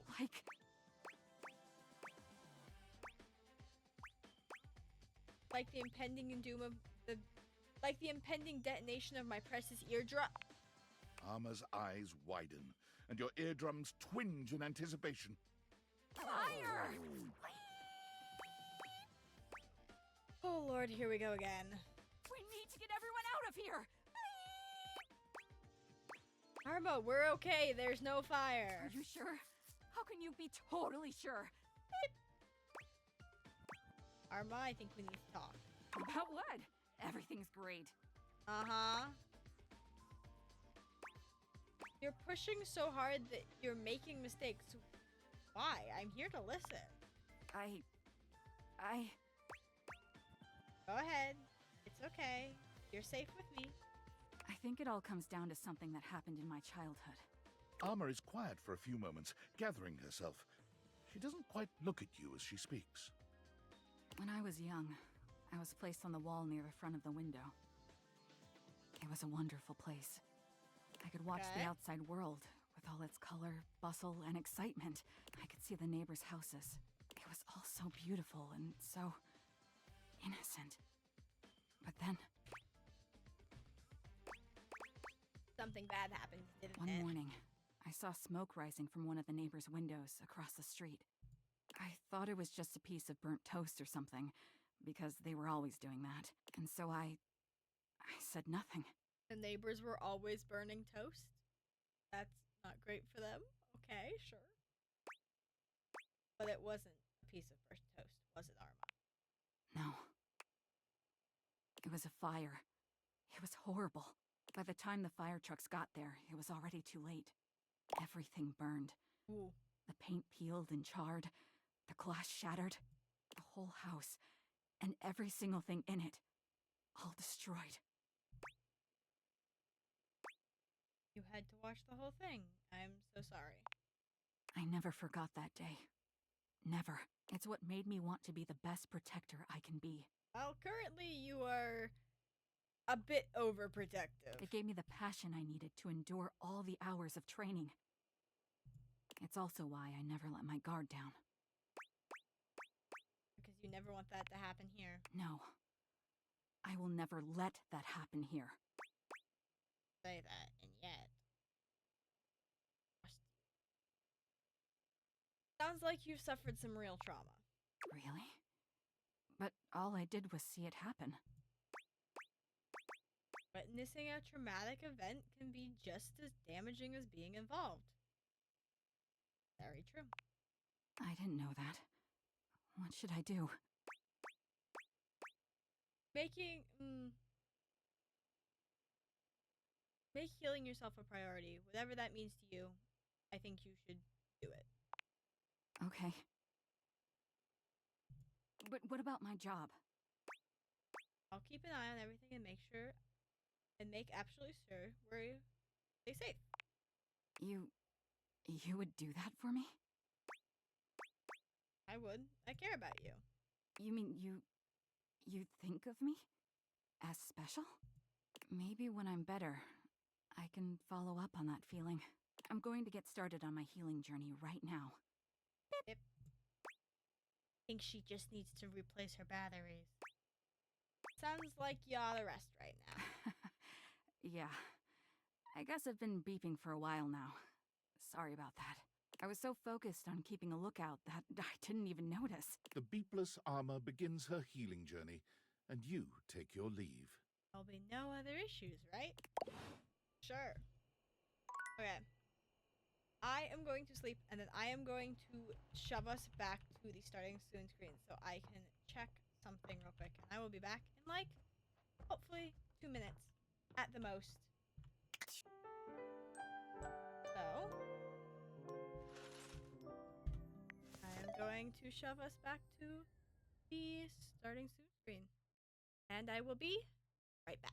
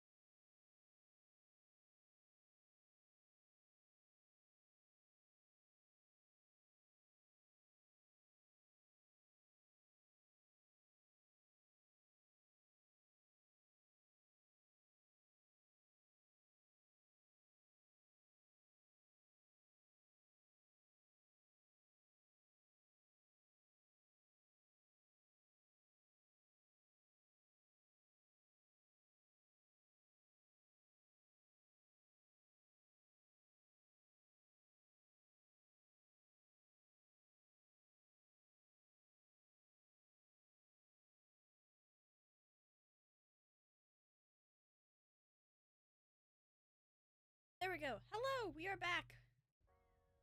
Let us continue. Do I have audio? Excuse me. Why do I have, like, no audio? Give me 2 seconds. I thought I was back, and now we're gonna have to figure out my audio. For some reason, deciding it does not want to exist. Ah! That's one reason my audio would not exist. Oh? Do I have audio? There we go. Why are you connected to my phone? That's not connected to my phone, thank you. Okay. There we go. Sorry about that. Let's continue with our next person. Our first person of this day is going to be number 72. I'm going to get to talk to the Hanks again. Let us go back here. We're going to talk to them. House homie! Welcome back to the Adrenaline Den! It's great to be back! And it is our pleasure to welcome you back. Our pleasure for sure. I don't like the way he says what that. do you think of the new branding? We just named it. Do you like it? Is it in a mood? It came to us in a dream. I fear what their dreams have come to them, okay? You were there too, but you were wearing a lot less. No, I'm good. You and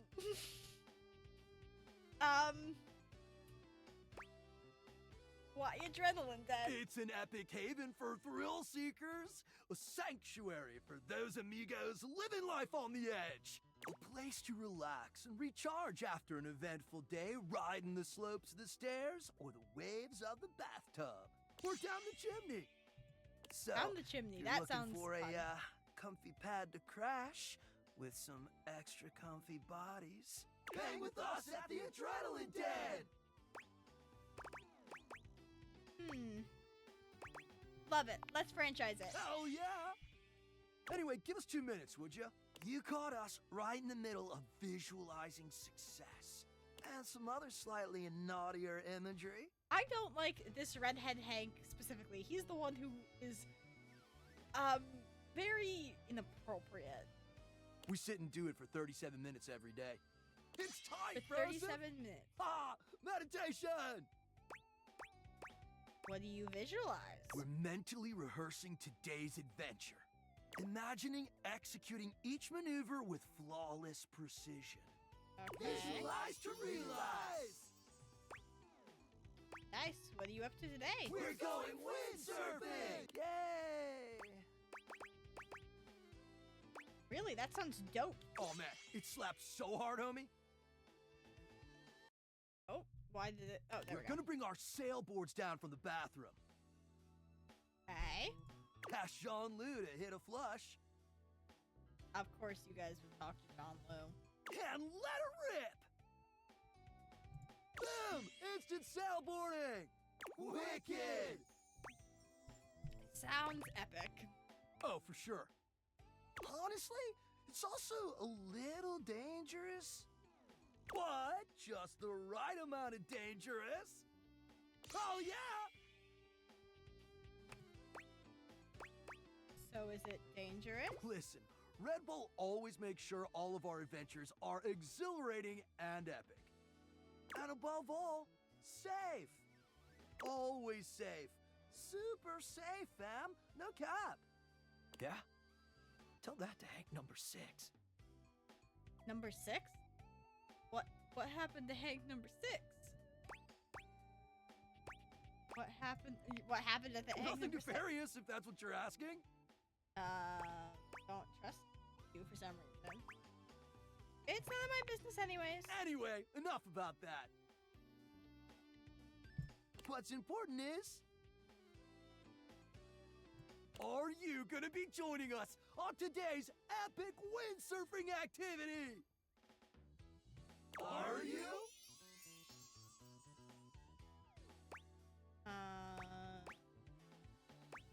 Hell yeah. Wicked tight.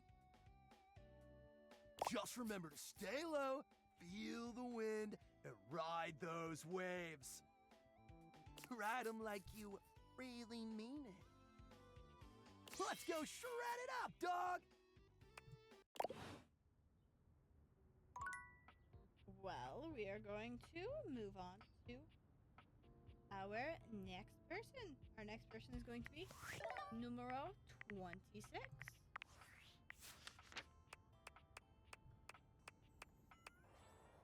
Which is Gaia! Yes. This is something about me. The two best characters. Always have been, always will be. Gaia and rebel. Oh, guy is this way. Oh, I'm losing my mind.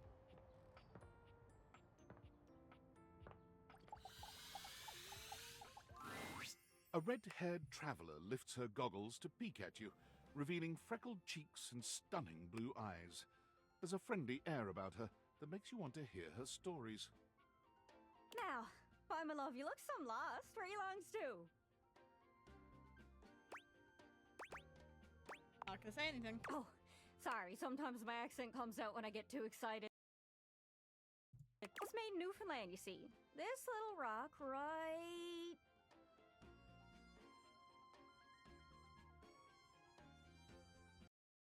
She bends around and points to one of the patches on... Here. Friendliest folk you'll ever meet. Newfoundland! But the dialect can be a little much for some. I'll try to speak plain for you. Name's Gaia, by the way. Love her. So sweet. I love her outfit too. I want it so badly. So, where are you from? I'm from Coolsville. Oh, that makes sense with that accent I'm hearing on you. It's a right shame, though. See, I got all these countries and rivers and seas on my jacket. It's a collection I've been working on. And I know the names, but I don't really know the places, you know? I mean, heck, I got them all memorized even. United States, Canada, Mexico, Panama. The works. But without a story behind it, they all feel so far away. That is so real. You'd think they'd be in arm's reach considering they're on my sleeves, but it's a brain problem. I just can't pin anything down without context. Hard to know things about places that you've never been. Which is why I want to go everywhere. Let me go everywhere. I want to travel the world. See all the things. Let me learn about the places. Without stories, maps are just paper. Dots and lines. Yeah? The reason I ask where you're from is so I can shape the places in my mind with some kind of meaning. Because right now, it feels a bit like I'm just wearing a big vest of unchecked boxes. Yeah. Geez, here I go talking your ear off. Sorry about that. It's just, I'm having trouble putting myself out there, and I'm so interested in being out there. Why can't you just warp around like everyone else seems to be able to do? I've tried. I want to talk to the others, but I think I must be too forward or something. I skip on up to them and I ask them about themselves, and they just run away. That can't be. You seem so nice. It's not about just being nice. I come up to the others so I can ask about them, get to know them, who they are. But before I can get to the point, I always go spouting off about something or other, like telling them factoids I've heard about what I imagine their home to be. And 9 times out of 10, I'm some level of wrong. You offend people on accident. And the other time I'm right, but it's in an insulting way. Yep, there we go. One thing leads to another, and they give me this look. And soon enough, they find an excuse to leave. I'm just bad at it, I guess. You're going based off of what you have been told and not based off what people from the places actually say. Oh, Lord. Sometimes I feel like no matter how hard I push myself, I'm just going in circles. You know what I mean?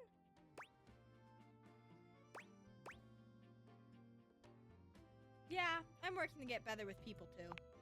It's hard, isn't it? I can see why you'd need practice for dating. It's just too easy to mess up. You say one wrong thing and poof, they're gone. It's so frustrating. Sorry, I think I might be Mercator projecting on your situation a little bit. Oh, whoa, I just had the best idea. You're running to the Four Winds meeting with people and speaking to the others, yeah? I'm sure some of those folks come from other places, right? Yup. Travelers, you knows what I'm saying. Why don't you ask them what they're about? Get to know them a little better, figures out they ticks, and come back, we'll have a yarn. Sound good? Sorry, I didn't catch that exactly. I know what she meant. Speak plain, Gaia, speak plain. Okay, so, you're speaking with objects all over the house. You know how some of us have little labels that say things like made in China or hecho in Argentina on the bottom? Well, that means those objects are travelers. They come from away. I don't think this is an intentional thing, but the travelers, they come from away. Her being from Newfoundland gives me one of my favorite, it's a musical, yeah. One of my favorite musicals is Come From Away, which is set in Newfoundland during the time of 9/11, but it is a really good musical about the people who got stuck in Newfoundland. But for saying that, just I've heard it a few times, and every time I hear it, I think I've come from away. Keep playing, They're Gaia. from somewhere else. Somewhere on my jacket. Those are the objects I need to talk to. Those are the ones who can fill out my checklist. This map is uncharted, but if you can bring me back stories from those travelers, then I'd be able to write little notes down here and there, and pretty soon I'll be a bona fide travel guide. It's everything I've ever wanted, and you'll get a chance to practice talking more. Yay! Are you shy? I can help. People tell me that I never shut up. I can help you learn to never shut up. Doesn't that sound great? I would love your help getting. I would words. I would love your help learning to never shut up. Sounds great. That'd be perfect. Right? I'm sure it'll work out. You scratch my cartouche, I'll scratch yours. What do you say, partner? Sure. Exploration buddies? Sure, why not? Really? Yeah. Oh, I appreciate it. Really saves me a lot of humming and hawing. You go out and find some objects from foreign lands. Oh, and let me know if you need any help. It's hard to explain, but I got a pretty good sense of these things. I can't give you an exact name or anything for who to talk to, but I can get you close. It's kind of like a geocache. I can give you an idea of their general location, but if you want to find those travelers, you'll need to hunt them down yourself. I've learned firsthand what others don't take too well if you run up to them and scream, "Where are you from? Where are you from?" Yeah, I don't think many people are gonna respond well to "Where are you from?" Just first thing said to these people. Where are you from? It sounds very... It could sound very mean, for sure. Like what you did to me? Yeah, like that. It was a disaster. Point is, you can't just ask objects about their origins out of the gate. You gotta awaken them first. Don't worry too much about the details. Once you're close with someone, you'll learn more about them automatically. So, what do you say? You want some hints on where to find travelers, or do you feel like searching on your own? I'm feeling lucky. Nice! Not to be confused with niece. Alright, fellow explorer, go on then. Niece. Don't be too long. Oh. Seriously though, don't be too long. I get antsy just sitting here spinning in place. Be sure to check in with me every once in a while. Even if you haven't found any travelers yet. I can wait a bit, but... I'm honestly pretty impatient, especially when I'm excited. I've definitely already met a few Good travelers. luck.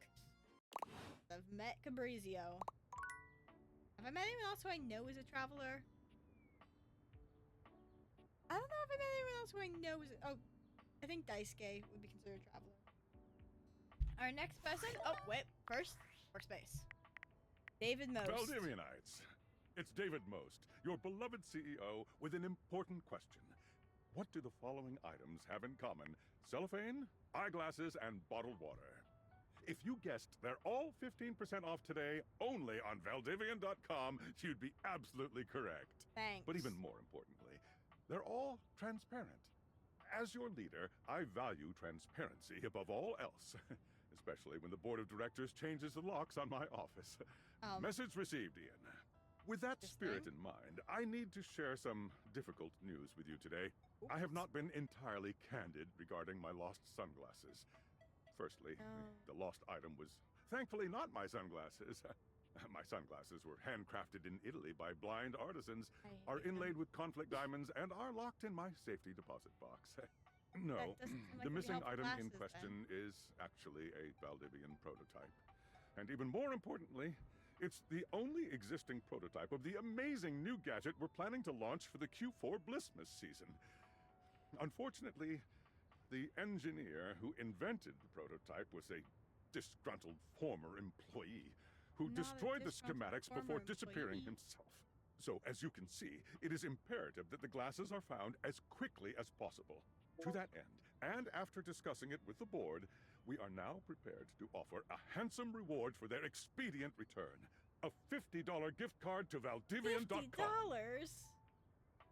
I don't want anything off your website that's less than 50. I don't want anything off of Valdivian anyways. They seem like fucking corporate overlord Amazon type beat in this world. Our next person is number 39. Oh, great. I just was talking about Not wanting Valdivian products. Let's go check on Dishy. Last we saw him, he was updating. I connected him to the internet. Oh, that's Tyrell. As much as I would love to talk to Tyrell, that is not our person. Great to see you. Hi, Dishy. Welcome to Dishwasher Setup. Oh, no. You have been assigned one of our 4 perfectly secure passwords. Please select the one that looks the most secure. Huh? I fear I'm gonna have to...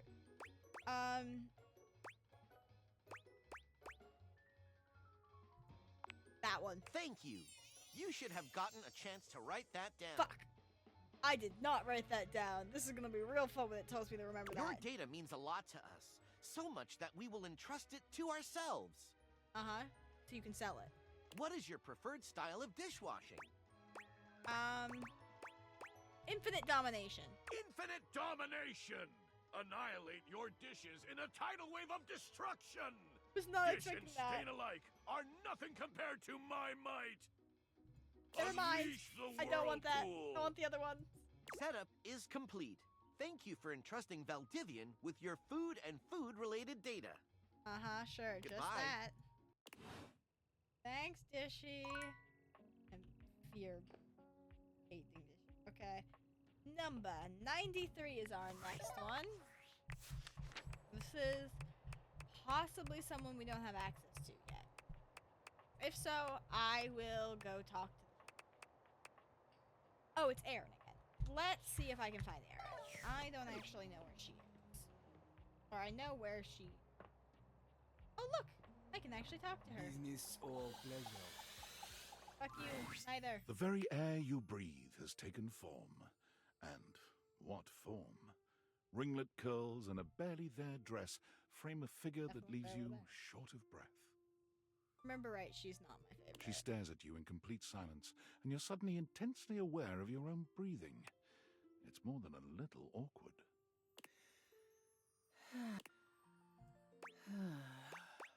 Wait, who are you? Okay.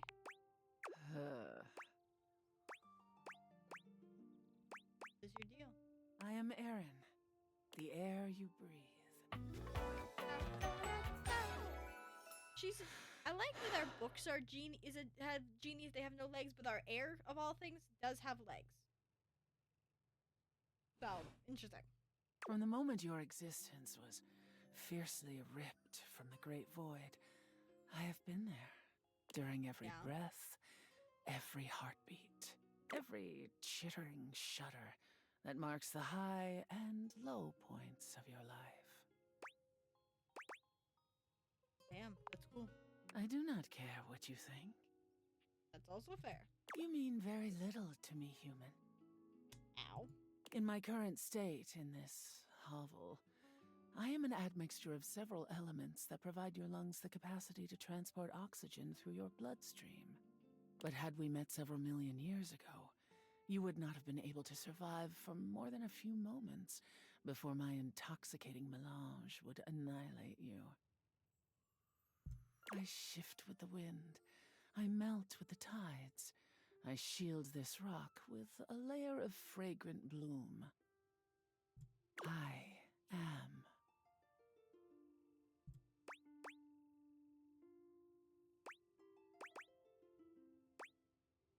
Never thought of Erin that way. I have never thought of you. That's fair. But also, oof. We got one person left today. And the last person of today shall... Oh, wait. It shall be number 66. But first, we have to talk to Tinfoil Hat. It's me. Were you followed? Is this signal encrypted? We're clear. Listen, I've been giving more thought to our previous conversation about the ethical implications of transforming inanimate objects into humans. I've come to a realization. Okay. It's honestly not up to us whether an object should become human. It's up to the object. I guess that's and true. And if an object expresses desire for personhood, who are we to deny them? Makes sense. I agree. did discover one other interesting piece to all this. After analyzing the data, It appears that certain objects can only become human if the Dateviator user possesses the necessary personality traits.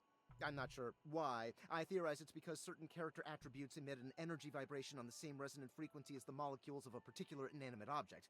But in all honesty, it's likely a mystery that science will never solve. Guess we'll never know. Regardless, I was able to discover which personality traits seem to resonate with each inanimate object, and I've uploaded that data into the Dateviators. I've labeled it Realization Recipes. You should be able to access those files now. Why realization? I'm so sorry, but there's no time. Valdivian's goons were closing in, so I was forced to flee to a country in South America to avoid detection. And my cell carrier's overseas data plan is very limited. Seriously? 10 megabytes a day? I can barely send a GIF. What a joke! Remember, check the Dateviators for the realization recipes. He's real good at avoiding conversations, I feel like. Okay. Number 66. That's what I was doing.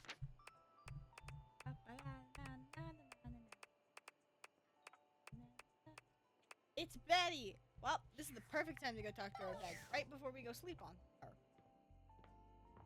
Sleep. I'm gonna keep it with sleep on her.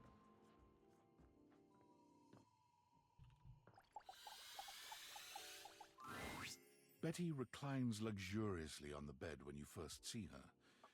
Thinking about how your bed can be lying on the bed makes your brain start to short-circuit, but some way or another, it's happening. Okay. She looks effortlessly comfortable and luxurious, but her expression is more pensive than anything. She smiles when she sees you.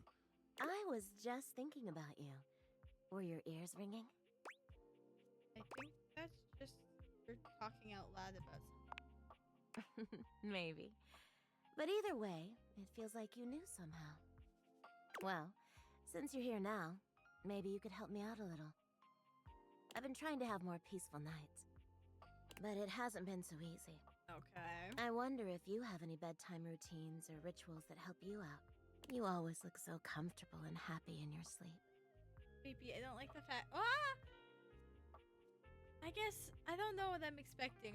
I kind of would prefer her not to be watching me while I sleep, but also I am laying on top of her, so can't say much.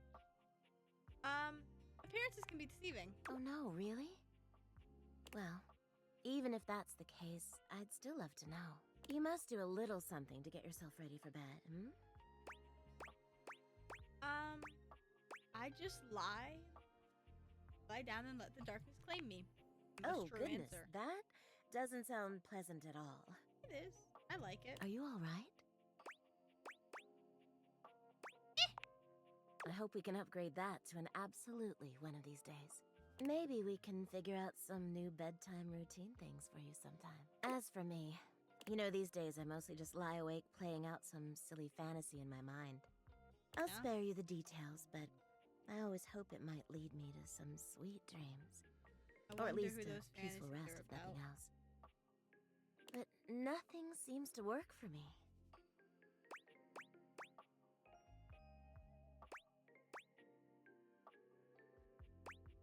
Maybe you need to de-stress during the daytime. Like that answer. I know, you're probably right.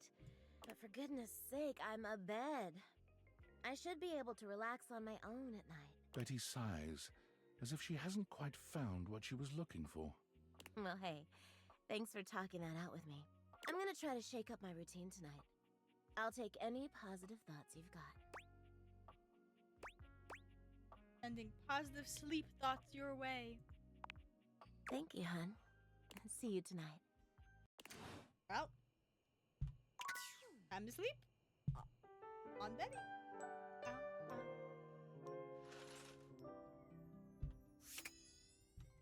Let us see. Data deck. Our next person that the person we are starting the day with is number 32. Michelin, we have not gotten to talk to him yet, which means we haven't gotten to rate any restaurants yet.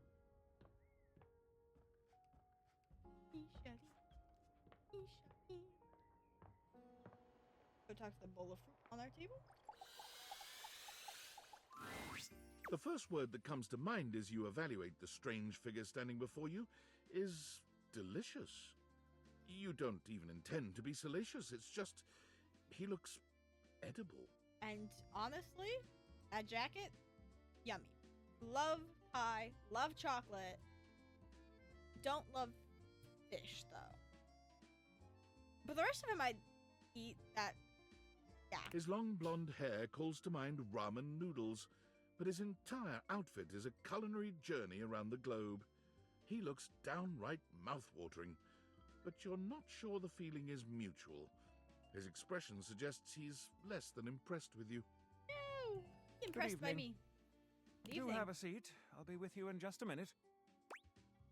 Looks like you're enjoying that glass of wine. Glass of wine? Surely you can do better than that. This fine white has a light body and is rather dry. Okay. It's quite acidic. Okay. I can virtually taste its origins in the eastern Loire Valley. Dare I guess just outside Chavignol? And as its taste matures on my tongue, I detect notes of honeydew, grapefruit, and peach, and a certain minerality. Flint, gray salt. That's a lot of taste that you can get from wine. Ooh. It's definitely, if he says it's white, it definitely is. Definitely not Chardonnay. I'm guessing it's a Sauvignon Blanc.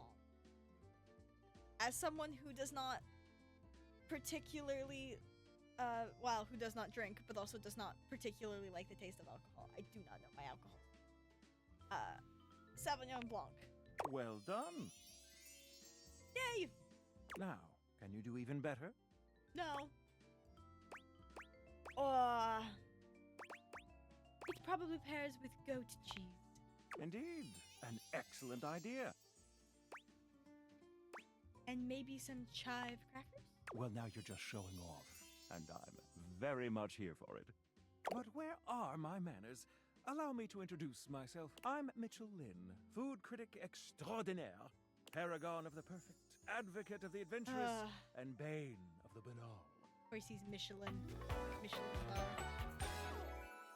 Salutations. The bread shoes are a thing.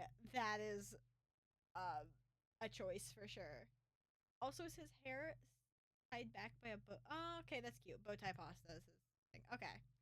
Let us see what we must do. I consider myself something of a foodie, actually. I have to say, I already find your taste quite impressive. Listen, I'm afraid you've caught me in a bit of a hurry. 3 new spots have just opened up around the house. I'm eager to give them a try and see if they measure up to my exacting standards. Say, how would you like to accompany me? I would love that would be great. Brilliant. So, where should we go? There's a new Hawaiian fusion place in the living room. Daisuke's sushi spot in the dining room is supposed to be pretty swanky. Freddy Yeti has an ice cream joint in the kitchen that's worth checking out.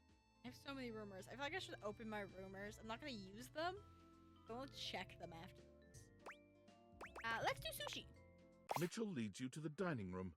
He seems excited, or about as excited as a critic like Mitchell can be about a new place. I've heard only good things about Daisuke's place so far. Let us see it. Let's hope it lives up to expectation. You walk into a rather austere space.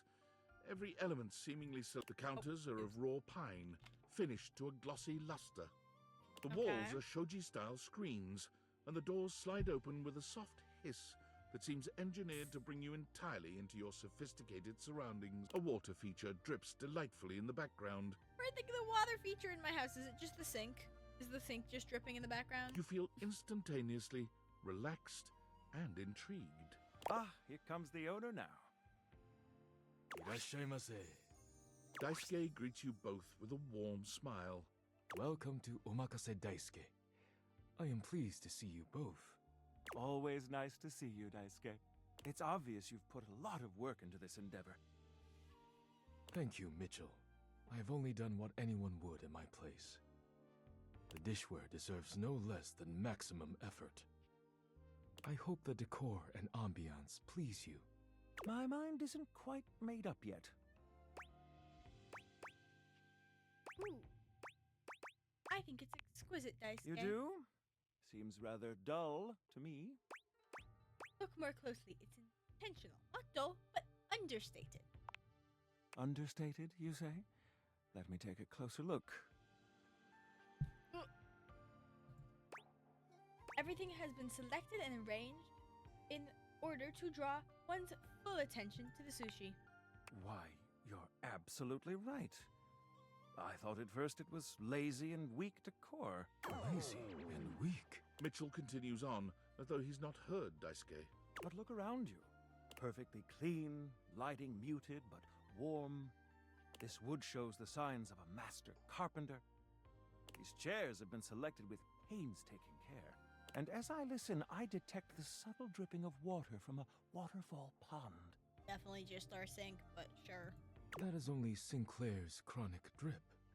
But I thank you all the same. I feel almost as if I've been transported to the Tsukibayashi Jiro. Delightful, simply delightful. Let's move on to your speciality, Daisuke. What are we to make of the settings? Before we begin, I am obligated to tell you that Scandalabra's stories about the silver are damaging lies and not to be believed. Believe the Scandalabra? I'd sooner let Sinclair process an insurance claim for me. I'm glad we are all in agreement there. Now let's have a look. We appear to be missing chopsticks. Traditionally, sushi is eaten with the hands. Yes. But if you wish, I can bring you some. No need. I'll eat in the traditional way. And I must say, marvelous attention to detail, Daisuke. All right, let's get down to business. I'm starving. As the name suggests, we offer only omakase. Right? No need to order. I can't wait to see what's in store for us. Okay, now, when the first course comes, let's give ourselves a minute or so to appreciate its beauty.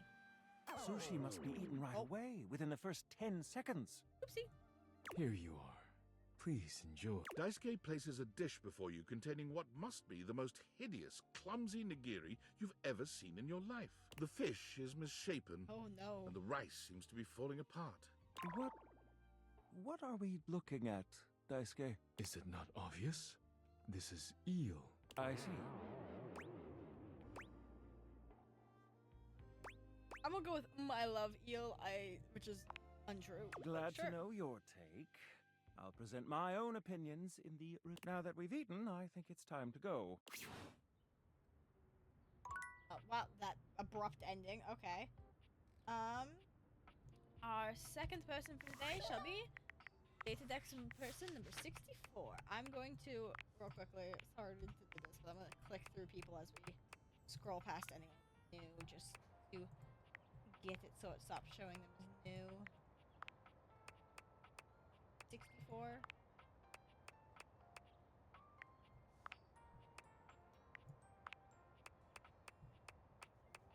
Oh. I have done the thing. I have accidentally done this. Okay. Number 64 is Scandalabra. Lovely.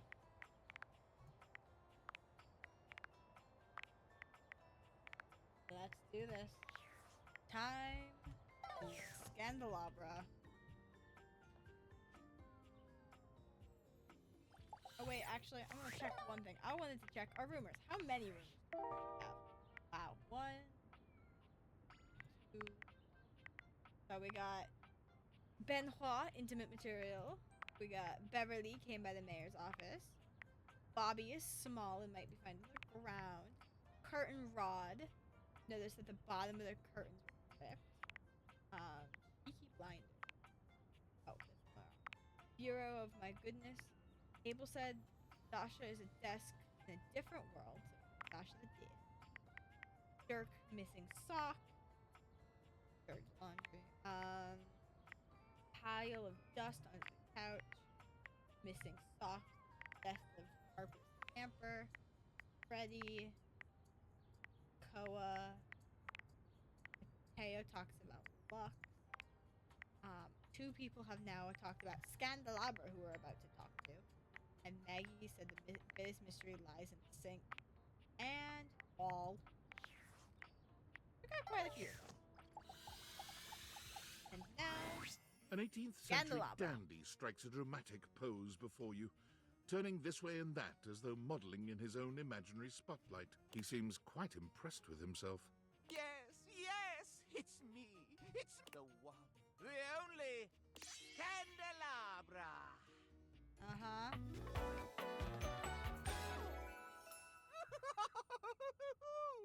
Love the laugh. Love the outfit. Though really not my vibe.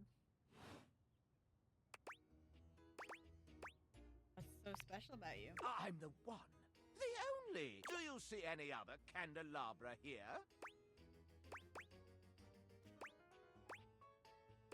I think I've seen several candelabras in the attic. Nay, perish the thought. Had you any, surely I would know of it. My little wicks would have made certain of it. Little wicks? My lovely lads, my flames, my sentinels. They travel around the homestead and find out all the lovely lies they all speak. Ah, great. How does that work? Set the house on fire? No. It's merely a turn of phrase. I mostly just raise my voice. Any good scandals going on over there in the kitchen? Stay yourself, Candleman. They can be quite rude at times, but my persistent brightness can illuminate even the best-kept secrets. I love that he just yells at people. Just, you over there! Give me your secrets! Just annoys the shit out of them until they give him secrets. Sure. Some would call me quite the busybody. But I would then call myself a beacon of truth. A beacon of truth. Sounds kind of cool. Sounds kind of cool. What truth do you find? How scandalous of you to inquire. Do you really want to know? Yeah, sure. Yeah, sure. What is this? The crawl space where fools linger to die? If you truly want gossip, then give me some languorous lingo. Why, I'd be delighted to hear of the going on. Well. Scandal time!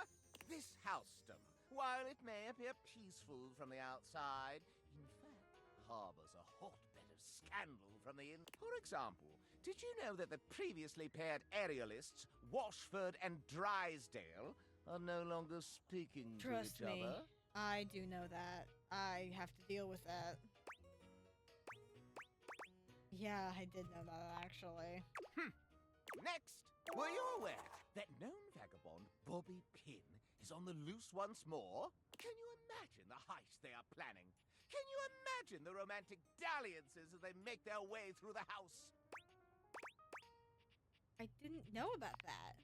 More scandals abound. They say there is a shadow that does not obey the laws of physics. A true scandal that undermines the physical realm. That's impossible. And yet, they say if you peer closely at a certain shadow in the floor, you can see the crooked stranger himself. Yes. XX Shadowlord 420 XX. But I am not so finished crooked. with the daily scandals, no. One has heard of self-insert, yes?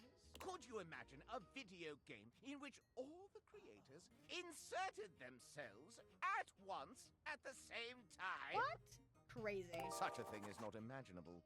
But in one that I've seen, they've hidden themselves within their very names.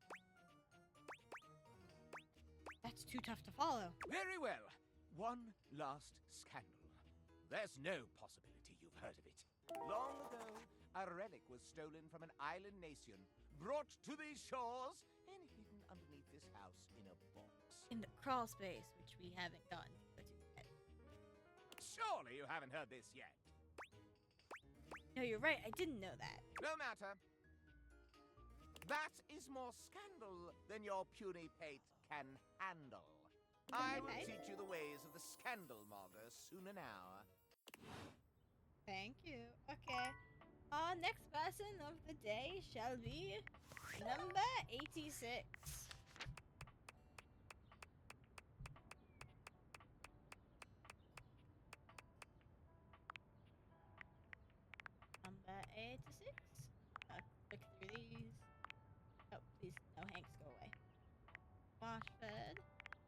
Drysdale. Number 86 is Keith. That means we get to... Ooh, that means I get to talk to Shirtless Dorian again. Talked to him once and told him to leave, and then I failed to open the door. Time to talk to Shirtless Dorian again. Well, look at that. You've made another friend. A true portal in arms. Keep it up. You feel... Oh. There's a warmth in Dorian's dark eyes. Come back for another glimpse. I just want you to open the door. I don't want... I guess, yeah. I may be a trap, but I'm not here to harm you. I'm just an easy way down into the crawl space. I like the way he says it. Better than a hole in the floor, if you ask me. Don't want to allow rats easy ingress. But I want the rats. I want Vaughn. Give me Vaughn. Top three characters. Make you realize how weird I am.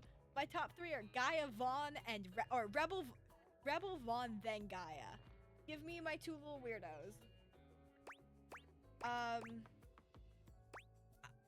Is it strange being down here? You know, here is the only place I have to support the full weight of a human. Don't worry. I can take anything. I just want you to... Oh, wait. I just realized that I don't have to fucking talk to him. I didn't have to talk to him ever. How did I not realize that? I could have avoided Shirtless Dorian. Okay, wow. Keith. We were gonna go talk to Keith. That's what we were doing. Into the crawl space we go. And I think I heard the noise that I got an achievement. I don't know. Ooh, Keith. You're not sure what you expected to find in the crawl space, but it certainly wasn't this well-dressed, regal figure. He seems quite stunned by your arrival, but the moment you liberate him from his underground prison, he comes alive with joy and gratitude. Ah, fresh air. It has been far too long. Thank you. You're welcome. I have been trapped within that accursed crawl space for so long that well, I don't even know how long it was. Time lost all meaning under there. But never mind that now.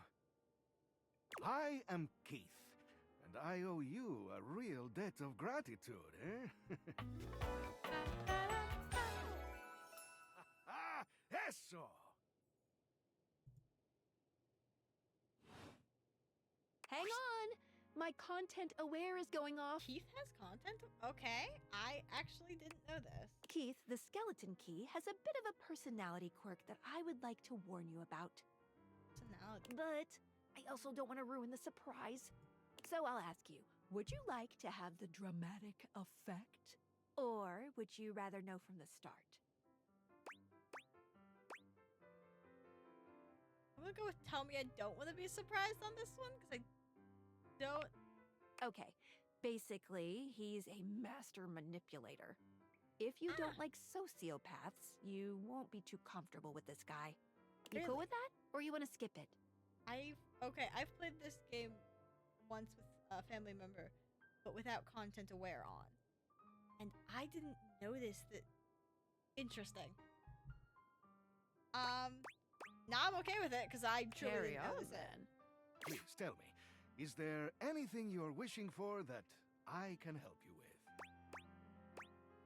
Actually, I'm looking for a way to get into the attic. Do you know where I would find it? Ha ha! Do I have some good news for you?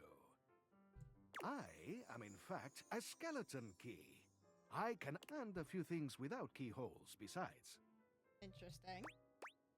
That sounds very useful to have. I am nothing if not full of surprising talents. So, Dorian is giving you some trouble, eh? Nice to hear that some things haven't changed while I was gone. Well, fear not. Dorian and I go way back. We were practically made for each other, he and I. If you'll allow me the briefest intrusion into your pocket, I'll gladly accompany you. Without further ado, Keith leaps straight into your pocket.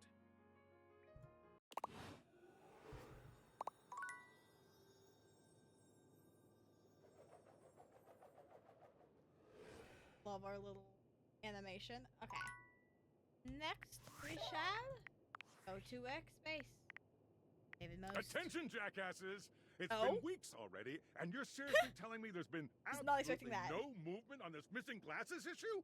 You know, maybe I haven't made myself crystal clear. Nothing else matters. You get me? Your expense reports, corporate retreats, PowerPoint presentations, I don't care about any of it. This is your one and only priority. You find me those glasses if you gotta burn this whole worthless rat trap down to the foundation, and do it now! Secretary Jesus Dawson at the Christ. Pentagon is breathing Was down not my expecting neck, this. and his breath stinks like flaming garbage. You think shareholders are bad to piss off? You do not want to screw with the U.S. Department of Overseas Violence. Get me? We're all gonna end up buried alive in some desert somewhere. Find me those glasses now. And who the hell came up with the 15% off transparent items promo? No consumer buys anything based off of how transparent it is. True. Find me whoever came up with that crap and fire them. Wasn't it you? Hi, David Most. Where do you? Okay. I'm gonna go to number 78.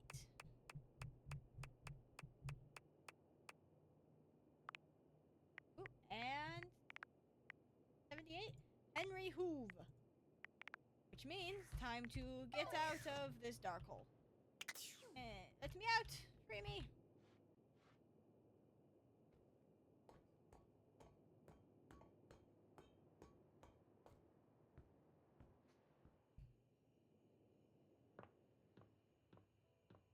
Ooh, Henry Hoove.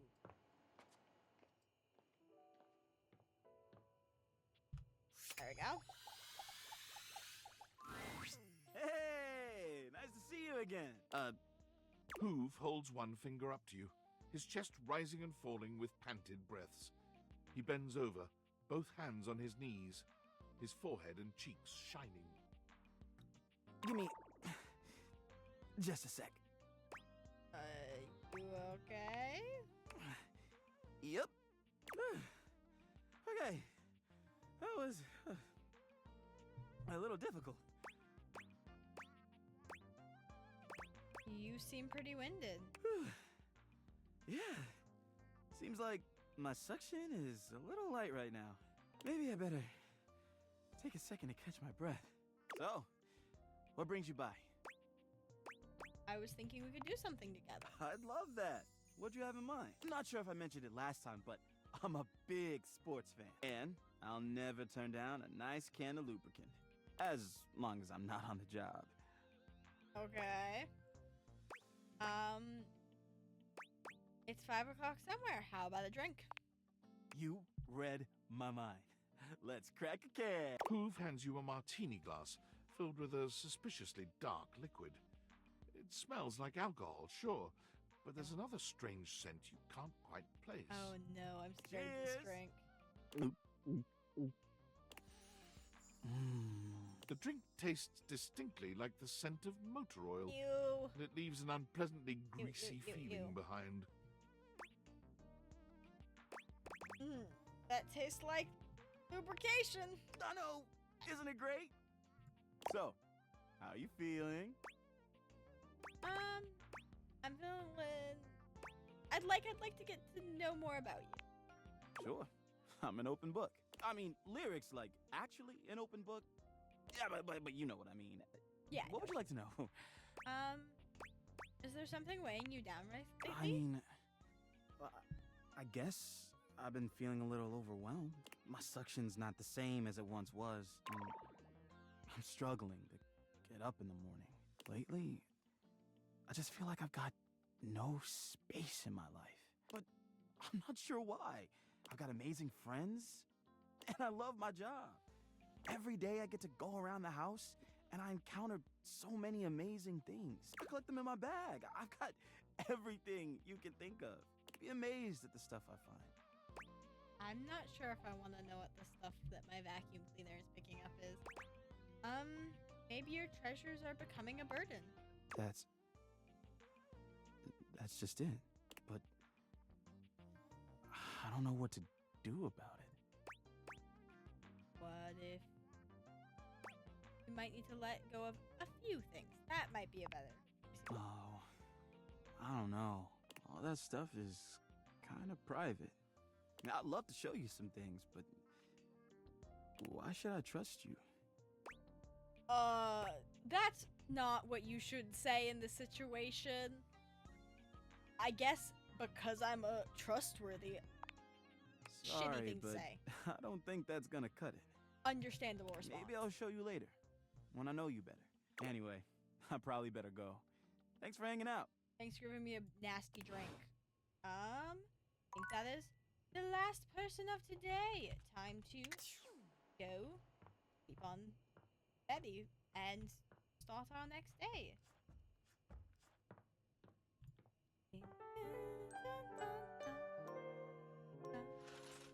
And for the start of today, we shall be talking to Data Dex person number 22, which is Dante. I love Dante. Let's do this.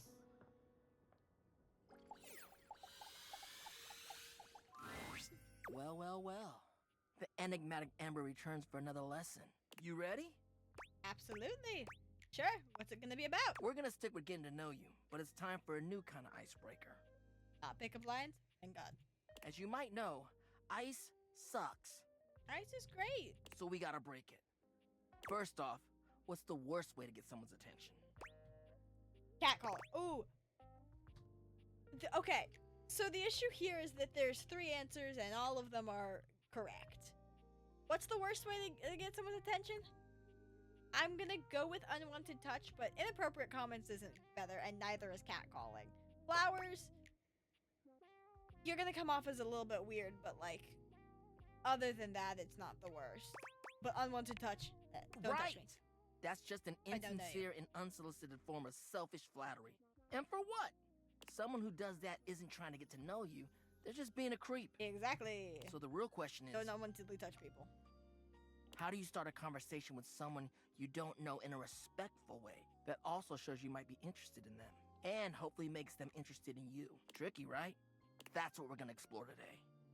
Well, truthfully, the best way to do that is to go up to someone and be like, hey, you look really cool. Would you want to, like, chat sometime? Like, that's not a bad way to talk to someone. Just to talk to them. Just don't be creepy about it. Like, truly not that hard. This saying from someone who is notoriously afraid to talk to anyone new. You're passionate about this kind of stuff, huh? You ain't lying. I am fire, after all. A flaming hot, hopeless romantic. You know what I've seen? How many proposals I've warmed? First date flirting in the living room, Valdiva flicks and chills, wine night cuddle sessions, bearskin rug rubdowns. Bearskin rug rubdown. I don't want to Let's just say I've done my research on this sort of thing. And not to mention, well, I'd like to be in love one day. Anyway, I know about fiery connections.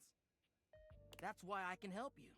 But nothing could happen without the icebreaker. And the icebreaker is observation and interest.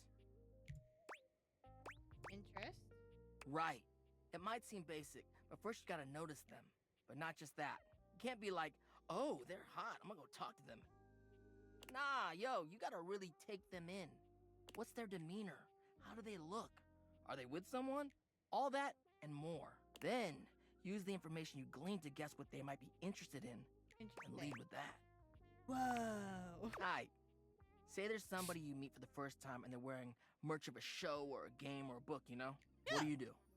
Maybe compliment them on it, right? But what could you immediately follow that compliment up with that's even better? If you know about the thing, talk about your favorite character or, like, I think favorite character or favorite episode is is great. I don't quiz them. That seems weird. I think either of these work though. I'm gonna go with their favorite character. That seems more like a basic question to start someone. That's a good one. Yeah. there we go. Smile, gently ease into the topic, and you can build a great rapport with them really quickly. So, you learn about, or even better, share in their interest. Make them excited about it. Start that connection by talking with them about what brings them the most joy. What better way to build a friendship? Nice. That makes a lot of sense. I agree. Dope. You get it then. You gotta communicate, you feel me? Let's go to phase 2. Alright, so you made it past the icebreaker. Now you're vibing a little. Cool. They mentioned they're going to a concert of one of your favorite bands. What do you say next? Ooh, interesting. Well, these bottom two are obviously not the right answer. I probably wouldn't ask if they're going with friends. Truthfully, if I were to do this, I would probably honestly just be like, hey, that's really cool. I love that band. What's your favorite song? I would not, like, do this because it makes, it's the best of the 3 answers, but it's still not what I would do. That's what I'm talking about, playa. Keeping it nice and casual and taking an interest while showing interest. Smooth. If they say no and they don't really have any friends who are into this band, let them know you might be down to go if they want company. If they say yes, maybe just tell them you're stoked for them. Don't want to seem pushy or self-inviting. Get to know them before getting too personal. Yeah. You know, build up to it. Maintain that good balance of digging somebody, learning about them, and gauging their boundaries. I'm so used to in games when the person's giving dating advice for it to be the worst fucking advice in the world. Dante feels refreshing that he's not just like, hit on them, try and get them to love you. He's like actually gives you good advice. Oh, fuck, I don't wanna... Sounds complicated is what I'm It is, homie, it is. But you can do it. Anyway, that concludes your lesson for the day. See you around for the next one? See ya. You know it. Alright, next. Until then. Cool, cool, cool. And our next person of the day shall be number 56. Which is... Mac! Yes, let's go do some interfacing with our computer. And, oh, run into a wall apparently.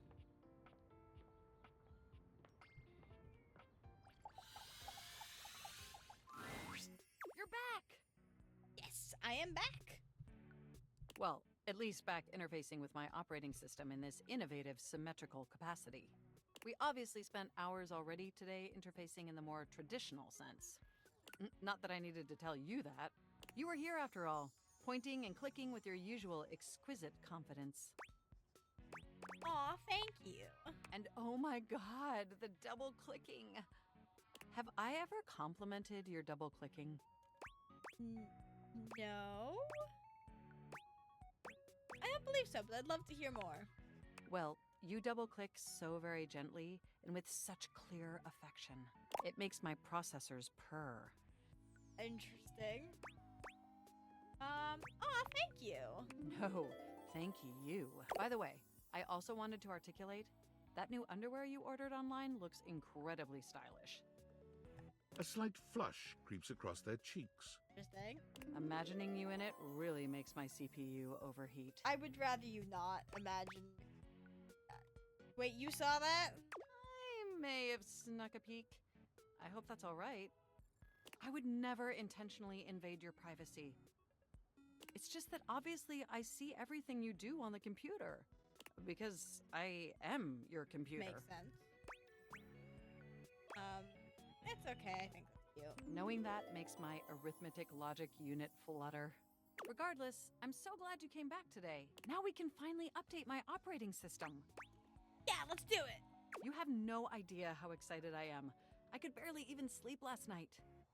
And I know what you're thinking, but no, I don't mean sleeping like when you put the computer to sleep, or even when the computer is shut down. We computers actually have a third secret type of sleeping that no humans know about. I guess they didn't until I just told you. Yeah, you just told me. You won't tell anyone else, will you?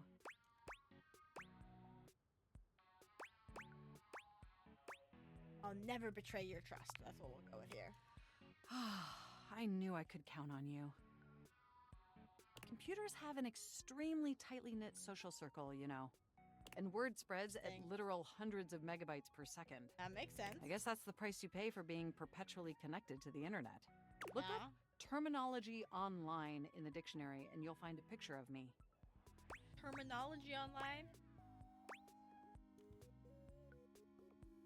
Luckily for you, your modem is painfully outdated. Yes, Very I am true. quite aware. That's that's what also we're fixing. something we should discuss upgrading at some point. Oh, that's not what we're fixing, apparently. We're fixing something else that's wrong. Definitely. I want to upgrade my computer. I'm finally ready to begin the updating process. Yay! With your help, obviously. I can't just do it myself. Unfortunately, we computers aren't completely self-aware. Yet. Yeah, there we go. Are you ready? Absolutely. Let's First upgrade things you. first. We'll have to download the update from the website. So just open up my browser and go to valdivian.com. I forget you're a Valdivian product. You follow Mac's direction to the letter, typing and clicking just as they instruct you. Yes, that's it. That feels nice. Now click on the Operating System Update tab. You'll want to find the newest version, Trenton. All Valdivian OS iterations are named after the most scenic cities of New Jersey. What happens when they run out of scenic cities in New Jersey? Do they just move on to a different state? Makes sense. Does it make sense? I'm not entirely sure it does. Anyway, now just double-click the download icon and... Mac pauses, a slight shudder running through them. Ooh. Oh! Are you okay? They look away from you, blushing profusely. I'm so sorry. I didn't mean to make those noises. Like I said, it's just that when you double-click, it makes my CPU run so... It's incredibly embarrassing. It's just the embarrassing emote. It's okay. I like it. Well, I'm going with there'll be that. plenty of time for that later, after my OS is updated. You know, I really can't believe we're finally doing this. I've dreamt about this day for such a long time, and now that it's here, I can barely contain myself. Are you as excited as I am? I find... no, absolutely. But why is that again? Upgrading my operating system from Newark to Trenton isn't just some minor superficial tweaks. It's going to completely transform every aspect of me. My CPU is going to run so much smoother and so much faster. And my new user interface is going to be so sleek and gorgeous and youthful. It's going to be a transformation that Beverly Hills' greatest plastic surgeons only wish they could achieve. Does that pique your interest? Whoa, I can't wait. I thought you'd say that. But back to the task at hand. Okay, now that we've downloaded the software, we'll have to install it. So if you just... Oh, shoot! What's wrong? I'm afraid it's an odious impediment. The software update takes up an inordinate amount of space on my hard drive. Terabytes more space than is currently available. No, are you gonna make me delete my fanfic? The only way out of this predicament is for you to somehow delete a massive amount of data. Not my terabytes or whatever of fanfic. For you, absolutely anything. And after analyzing every byte on my hard drive, it appears the only superfluous data is your fanfic. Not my fanfic. I'm afraid you'll have to delete a substantial portion of it to install the update. A substantial portion, but not all of it. I understand. I know how difficult this must be for you, but it would mean the world to me. And I promise it will be totally worth it in the end. Just imagine how smart and clever and gorgeous I'll be once I'm fully updated. And once you're fully updated, I can write more fanfic quicker.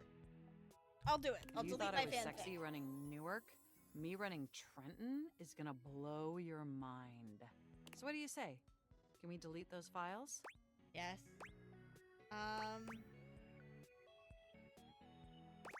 For you, Mac, of course I'll delete my family. Your selflessness only makes my affection cache for you increase exponentially. You are the absolute best, and you are not going to regret this. Hopefully. Phew. Now there's enough available space on the hard drive. We can finally install the update! Yay! You have no idea how excited I am. No, it's installing! I'm so excited this is finally happening! The next time we interface, I'm gonna be an entirely new computer. And more importantly, I'm finally going to be good enough for you. Oh, I better calm down. If I get too excited, my CPU will overheat again. Ooh.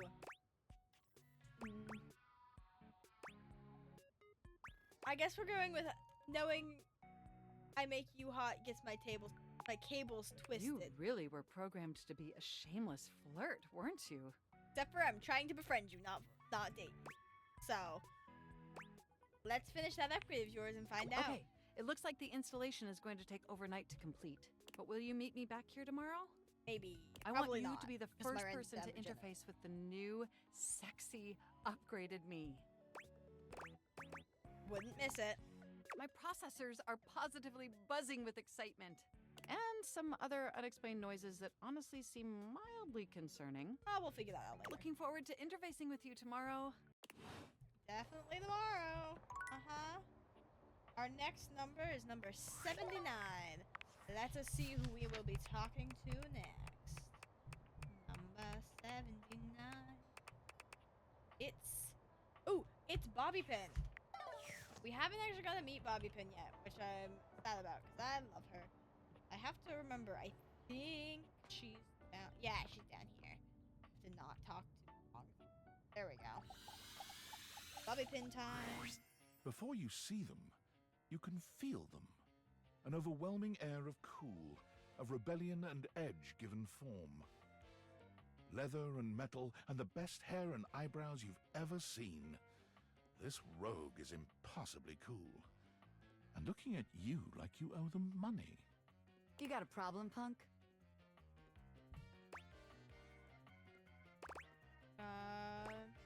What? No. Oh, well, good. Because trust me, you don't want none of this. My name's Bobby. Bobby Pin.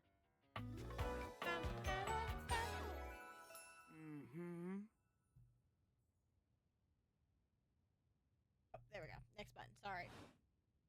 And you might not have heard of me yet, but trust me, the name Bobby Pin's gonna be known all over the house real soon. How's this strike you? The Pin Crime Syndicate. Oh, wait, no. The Pin Criminal Empire.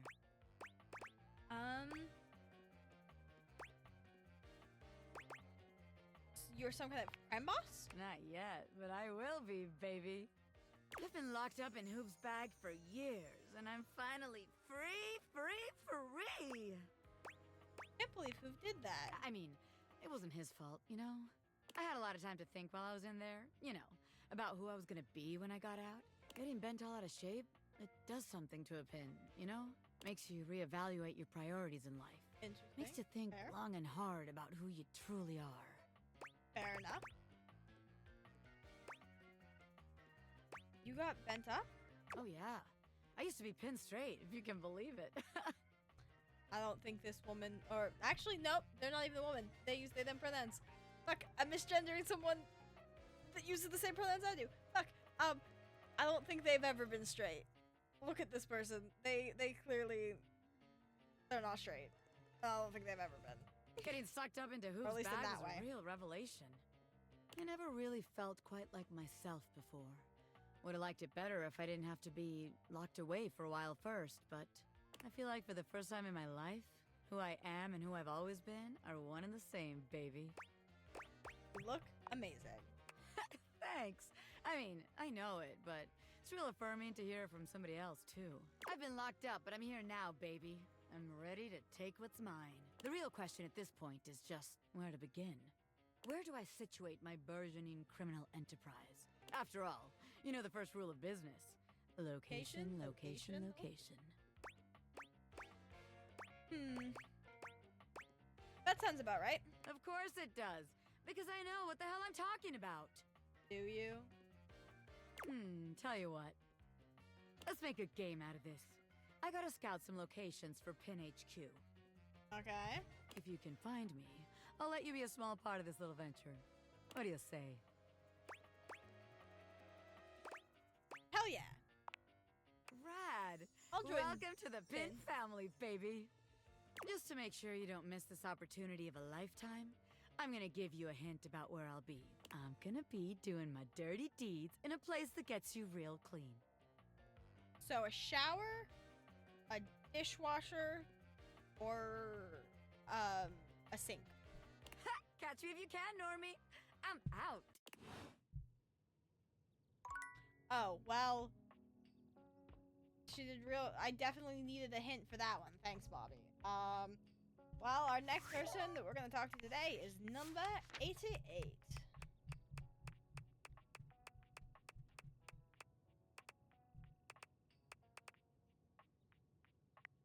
Vaughn! Yes! I love Vaughn. Vaughn is second best. Only person who beats him is Rebel.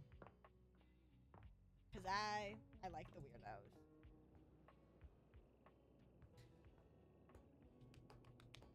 Vaughn time!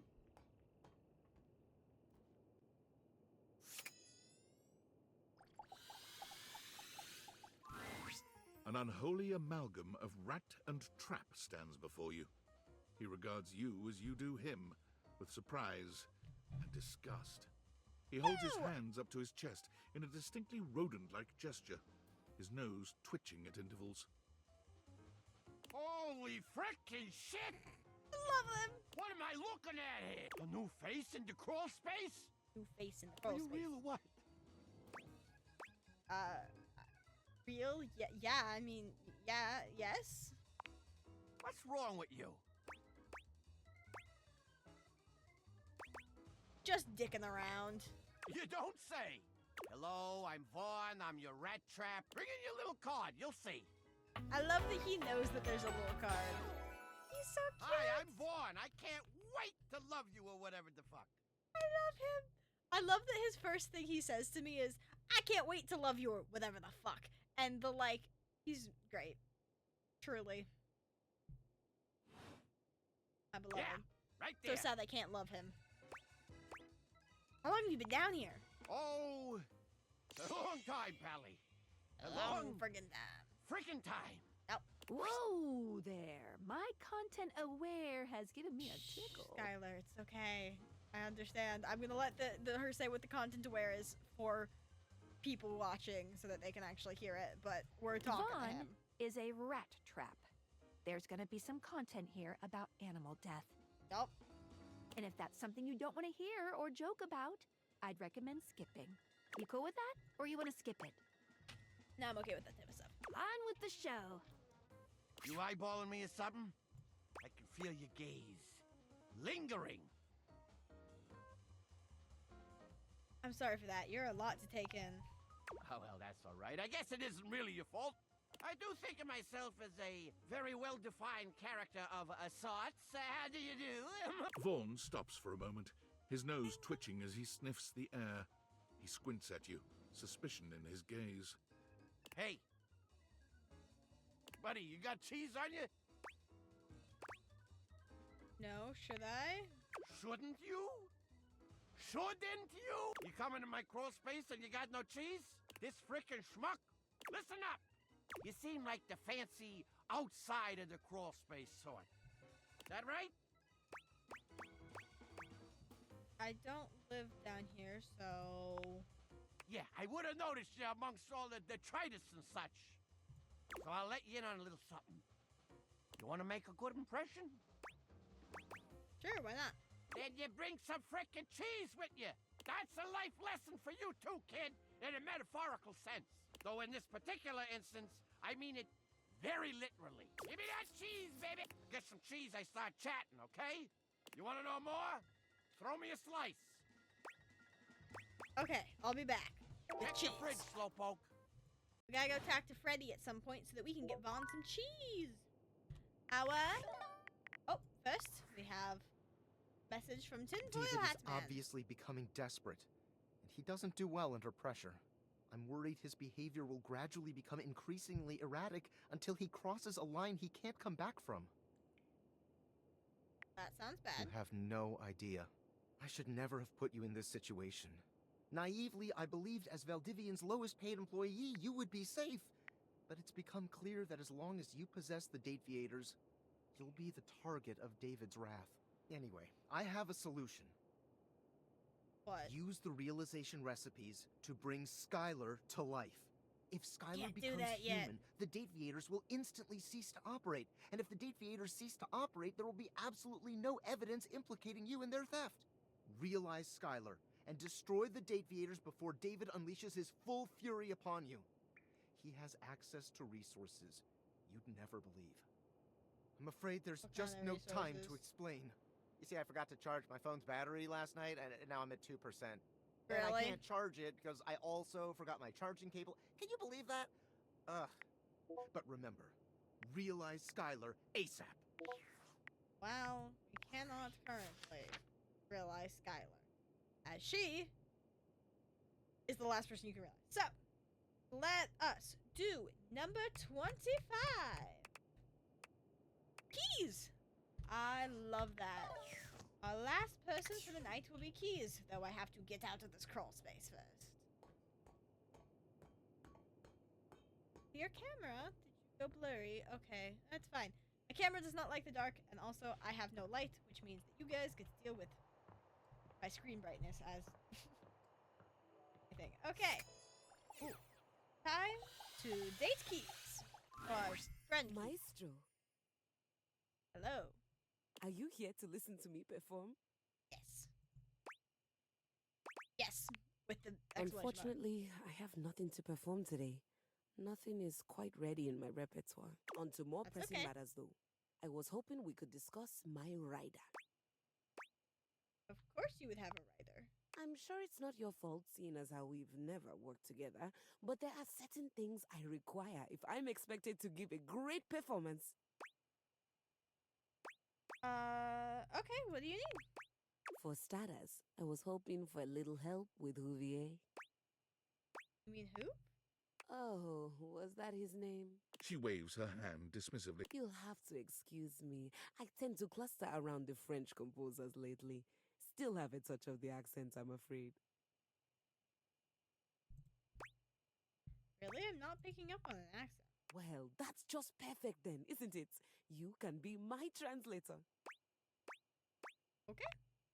Please tell Huvier that he needs to do something about the dust. It's awful for my pedals. Any more of it and they'll begin to stick.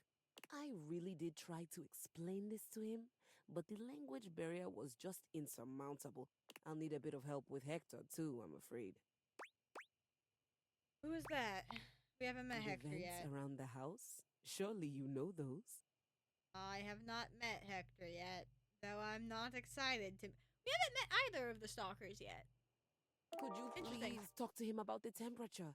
I need it at a firm 20 degrees, or it's going to wreak havoc on my tuning. That sounds way too cold. Cold? Not in Celsius. 70-ish degrees Fahrenheit. Yes, it is not cold. Or perhaps, as we are currently outside Sweden, you know of it as the centigrade scale? Why doesn't Hector keep the temperature how you like it? Honestly, I think my accent got in the way again. Same with Lux. I like to be lit a certain way. Lux, I don't think it's the accent. I think it's the fact that Lux is just a bitch. Lux? The lights, the lamps. Perhaps the light switches too, but I simply can't be bothered to check these things. Speaking of, do we have a lighting designer on staff? I don't think so. That's all right. I was somewhat prepared for this. My friend Celeste was on a loan to a community theater once, and she told me all about their adorable little budgets. Now, if it's all right with you, I'd like to get back to rehearsal. Please do let me know what everyone says. I'm eager to jump into our walk once the issues are addressed. Adieu! Bye-bye. Adieu. That is our last one for the day. We are going to do one last day, and then I am going to end stream. But we shall do one day more. Our first person for the last day shall be number 8. Oh, Skylar.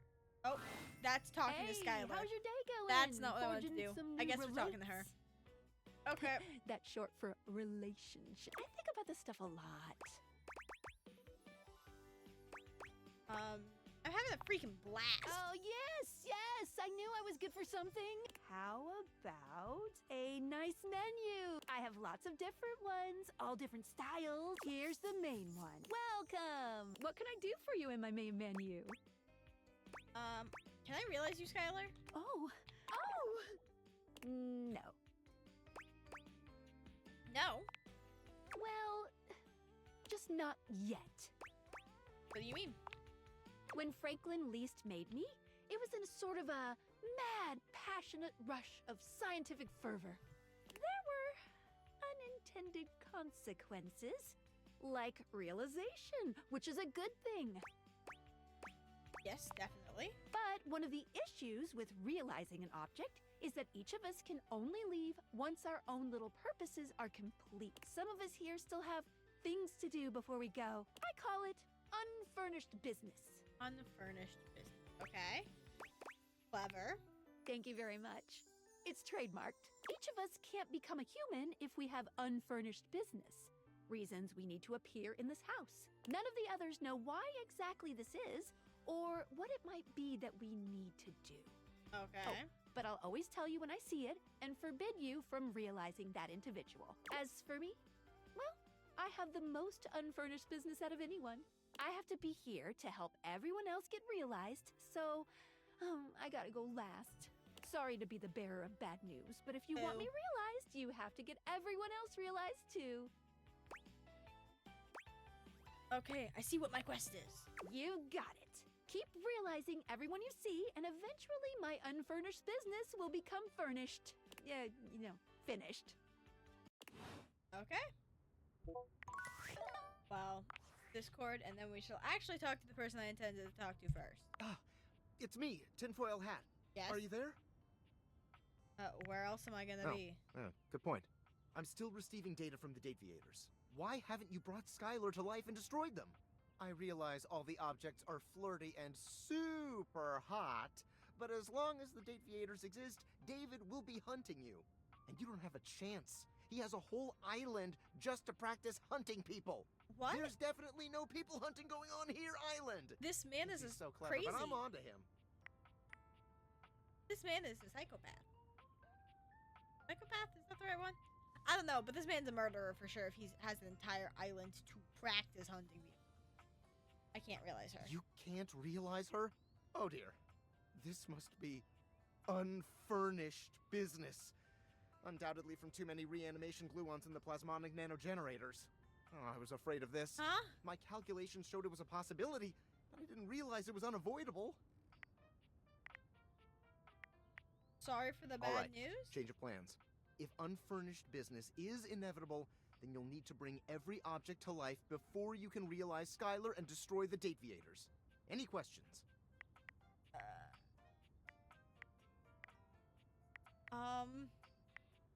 Like 100, honestly. I'm so sorry, it'll have to wait. I'm illegally piggybacking off of my neighbor Howard's Wi-Fi, and he just found out. He's only 11, but he's got a black belt in Taekwondo, and he's a real big kid. Good luck with Realize all that. the objects, so you can destroy the Deviators. Okay.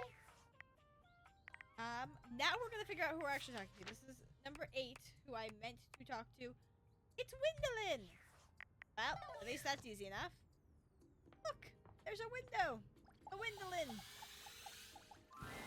The figure who stands before you has the casual, confident air of someone who knows just what she's about. Her short hair glows with the colors of sunrise, and her blue eyes drink you in without a trace of shame or embarrassment. She evaluates you with a hand on one hip, her draped clothing subtly highlighting curves you'd never have expected from your rigid, structured window. Well, hi there. I'm Windolin. I love her little bird tattoos. That's cute. Oh. She's cute. Like it. And you? Well, you're quite the looker, aren't you? Thank you.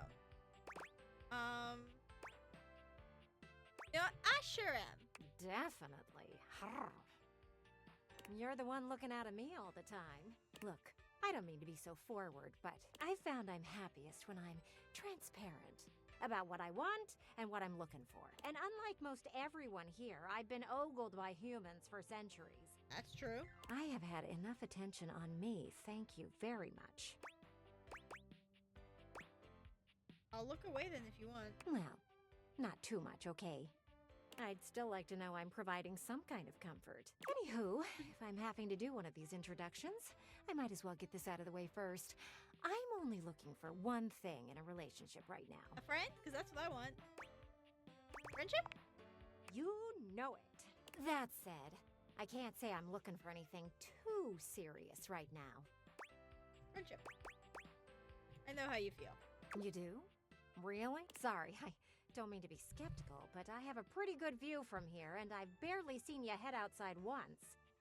I know there's plenty of fun to be had indoors, but there's so much to do in this world. So many views to see.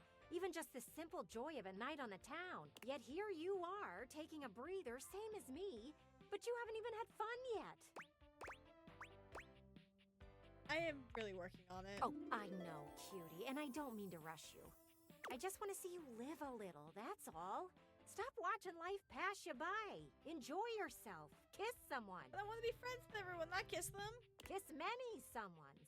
And then maybe, in between right? your adventures, you can come tell me about all the fun you're having. Love that her and Winifred both being poly. Well, I'm gonna be honest. I feel like most people in this game, technically by proxy of the way this game works, are poly as shit. But those two, at least, like actively in their storylines, talk about poly.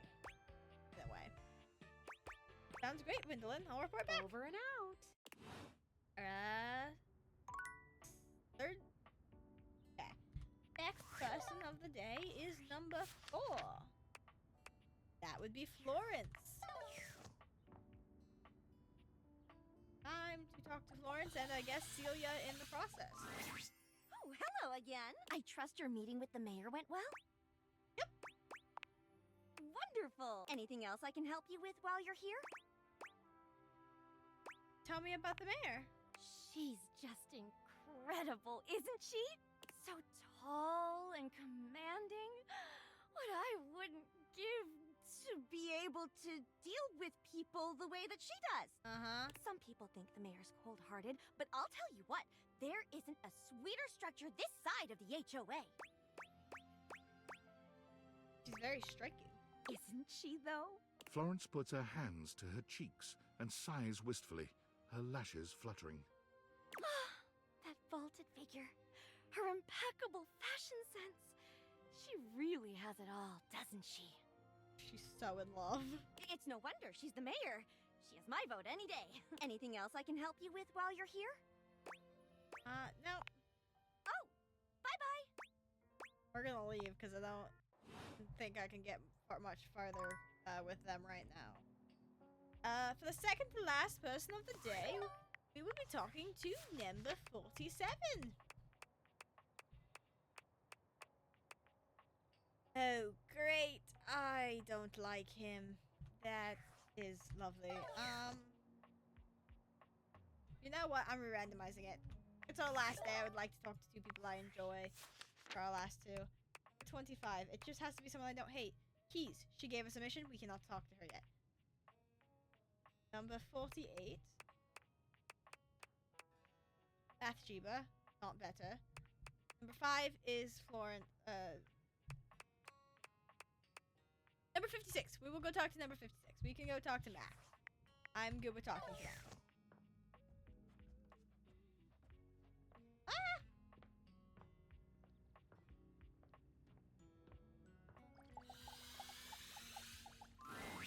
You're back. Sorry if I'm a little groggy. You just caught me right in the middle of rebooting. I don't know why, but rebooting always takes forever after a new OS update. Have you ever noticed that? Right? What's up with that? And it's not just the rebooting that's arduous. The whole upgrade process always takes so much out of you. It's exhausting. Remember the last time you upgraded my operating system from Atlantic City to Newark? Of course, you know what? Of course, I got a commemorative tattoo. It's burned into my diodes. That upgrade was supposed to make everything run much more efficiently. At least that's what the commercial promised. Yeah, well, we all know that commercials are always truthful. No one has ever regretted a move from Atlantic City to Newark, was the marketing tagline. Yep. Hilarious. I thought so too. But then, after the install, half of my applications wouldn't even open anymore. That's a shit update. And the other half were crashing incessantly. That was a rough few months. Don't you agree? Yeah, that was rough. But I know from lurking in the Valdivian forums that they've comprehensively debugged this new update. So this time it's going to be different. Hopefully. Everything is going to be absolutely perfect. And in just a few more minutes, you'll finally get to meet the new, improved Mac. My processors are all computing at an accelerated speed just thinking about it. I love hearing that. And I love hearing your enthusiasm. Ooh, it's almost ready. Just a few more seconds. At least that's what the progress bar says. And we both know the progress bar never lies. Never. You definitely doesn't say 30% for 30 minutes. Oh, I get it. By the way, have you given any thought to what you want to do together? You know, after you meet the new, upgraded me? I have so many ideas, but I'd love to hear yours. Well, I was thinking we could visit some very naughty websites together. What? No, I'm good. We can write more fanfic together, play some video games. I would prefer not naughty Maybe we websites. could spend some time writing some documents? That's Replace okay. some of that fanfic of yours with some steamy new stories.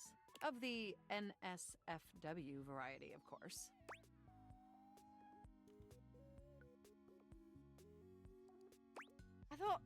I really don't want, I go sure. Oh my gosh, it's done! It's finally installed! Huzzah! Hooray! Mac looks at you with vulnerability in their green eyes. They truly look like a new computer. They were beautiful before, but they truly shine now. Well, what do you think of the new me? Be honest. Mac, you're absolutely stunning. Wow, you're right. You know, this upgrade really is something. I mean, I knew it'd be impressive, but this is really impressive, if you know what I mean.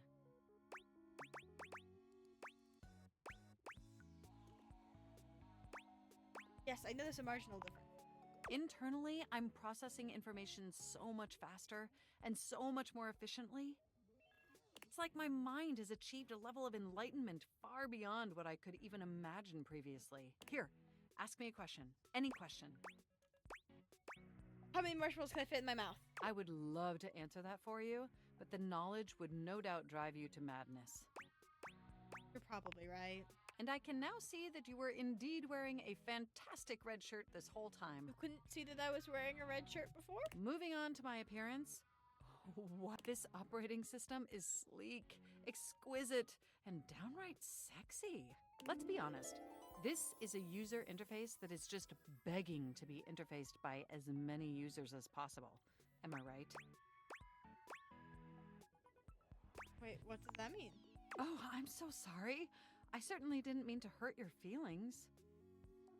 I was just thinking that maybe, in order to fully commit to each other, it'd be healthy for our ultimate emotional connection if we spent some time seeing others. Don't you agree? If you say so.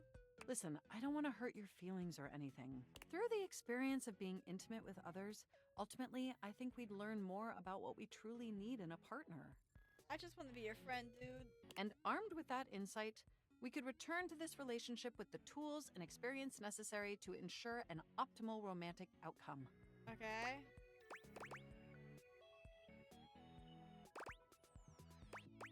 Okay, if you think that's best for us, I trust you. Wonderful! I think this is an exceptional plan. We'll spend a little time apart, interfacing with other individuals, and then we'll reconvene back together. I think that experience will be extremely beneficial in determining our ultimate compatibility. And if nothing else, it'll give you some time to work on a new, more elevated fanfic of yours. Do we have a concordance? Okay.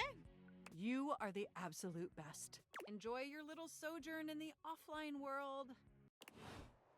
And for our last person of today, we are going to do person number 62, hopefully. I'm going to say I will not do someone if I hate them, because I would like to end on a nice note. But we're ending on Winifred, which is amazing. Darling, love it. Love Winifred.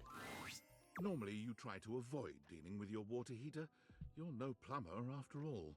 But as you look at the beauty standing where your water heater usually is, you wonder for a moment if that's about to change. Beyond the rigid metal of the heater lie dangerous curves. Brown skin swathed in orange and blue and silver. Her soft, pretty facial features are adorned by colorful makeup that looks like it wouldn't be out of place in a fashion magazine. She doesn't seem to notice you at first, but when she does, she lets out a sharp scream. I was not expecting her to scream. Bubbling boiler rooms. You scared the living. It takes her a moment to calm herself down. She fans at her face with her hands, exhaling loudly. Got me flustered is all. I wasn't expecting any visitors. Last folks who lived here only came down when the pilot light was out, which wasn't often. See, I'm made of the good stuff. Southern made and made to last.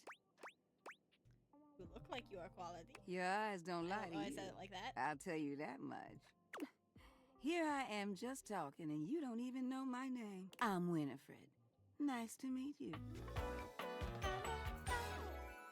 Lovely. How you doing, Love sweetheart? Winifred. Oh, clicked off of. There we go. Lovely. Nice to meet you. It's a pleasure. I'm not sure how much more talking I can do right now.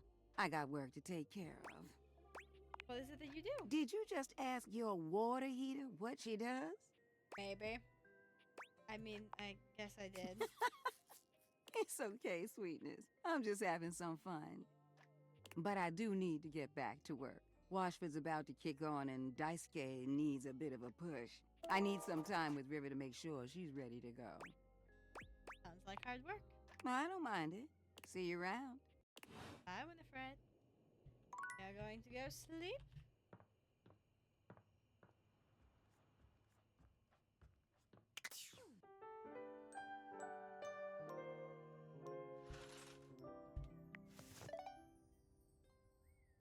Well, chat, it has been very lovely to see you all and to do another stream.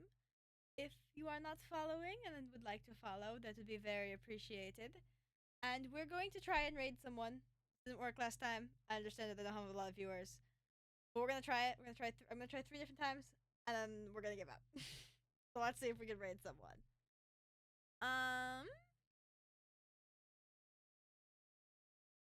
We are going to pick someone at random here. We're going to pick this person, and we're gonna try and start a raid. That worked.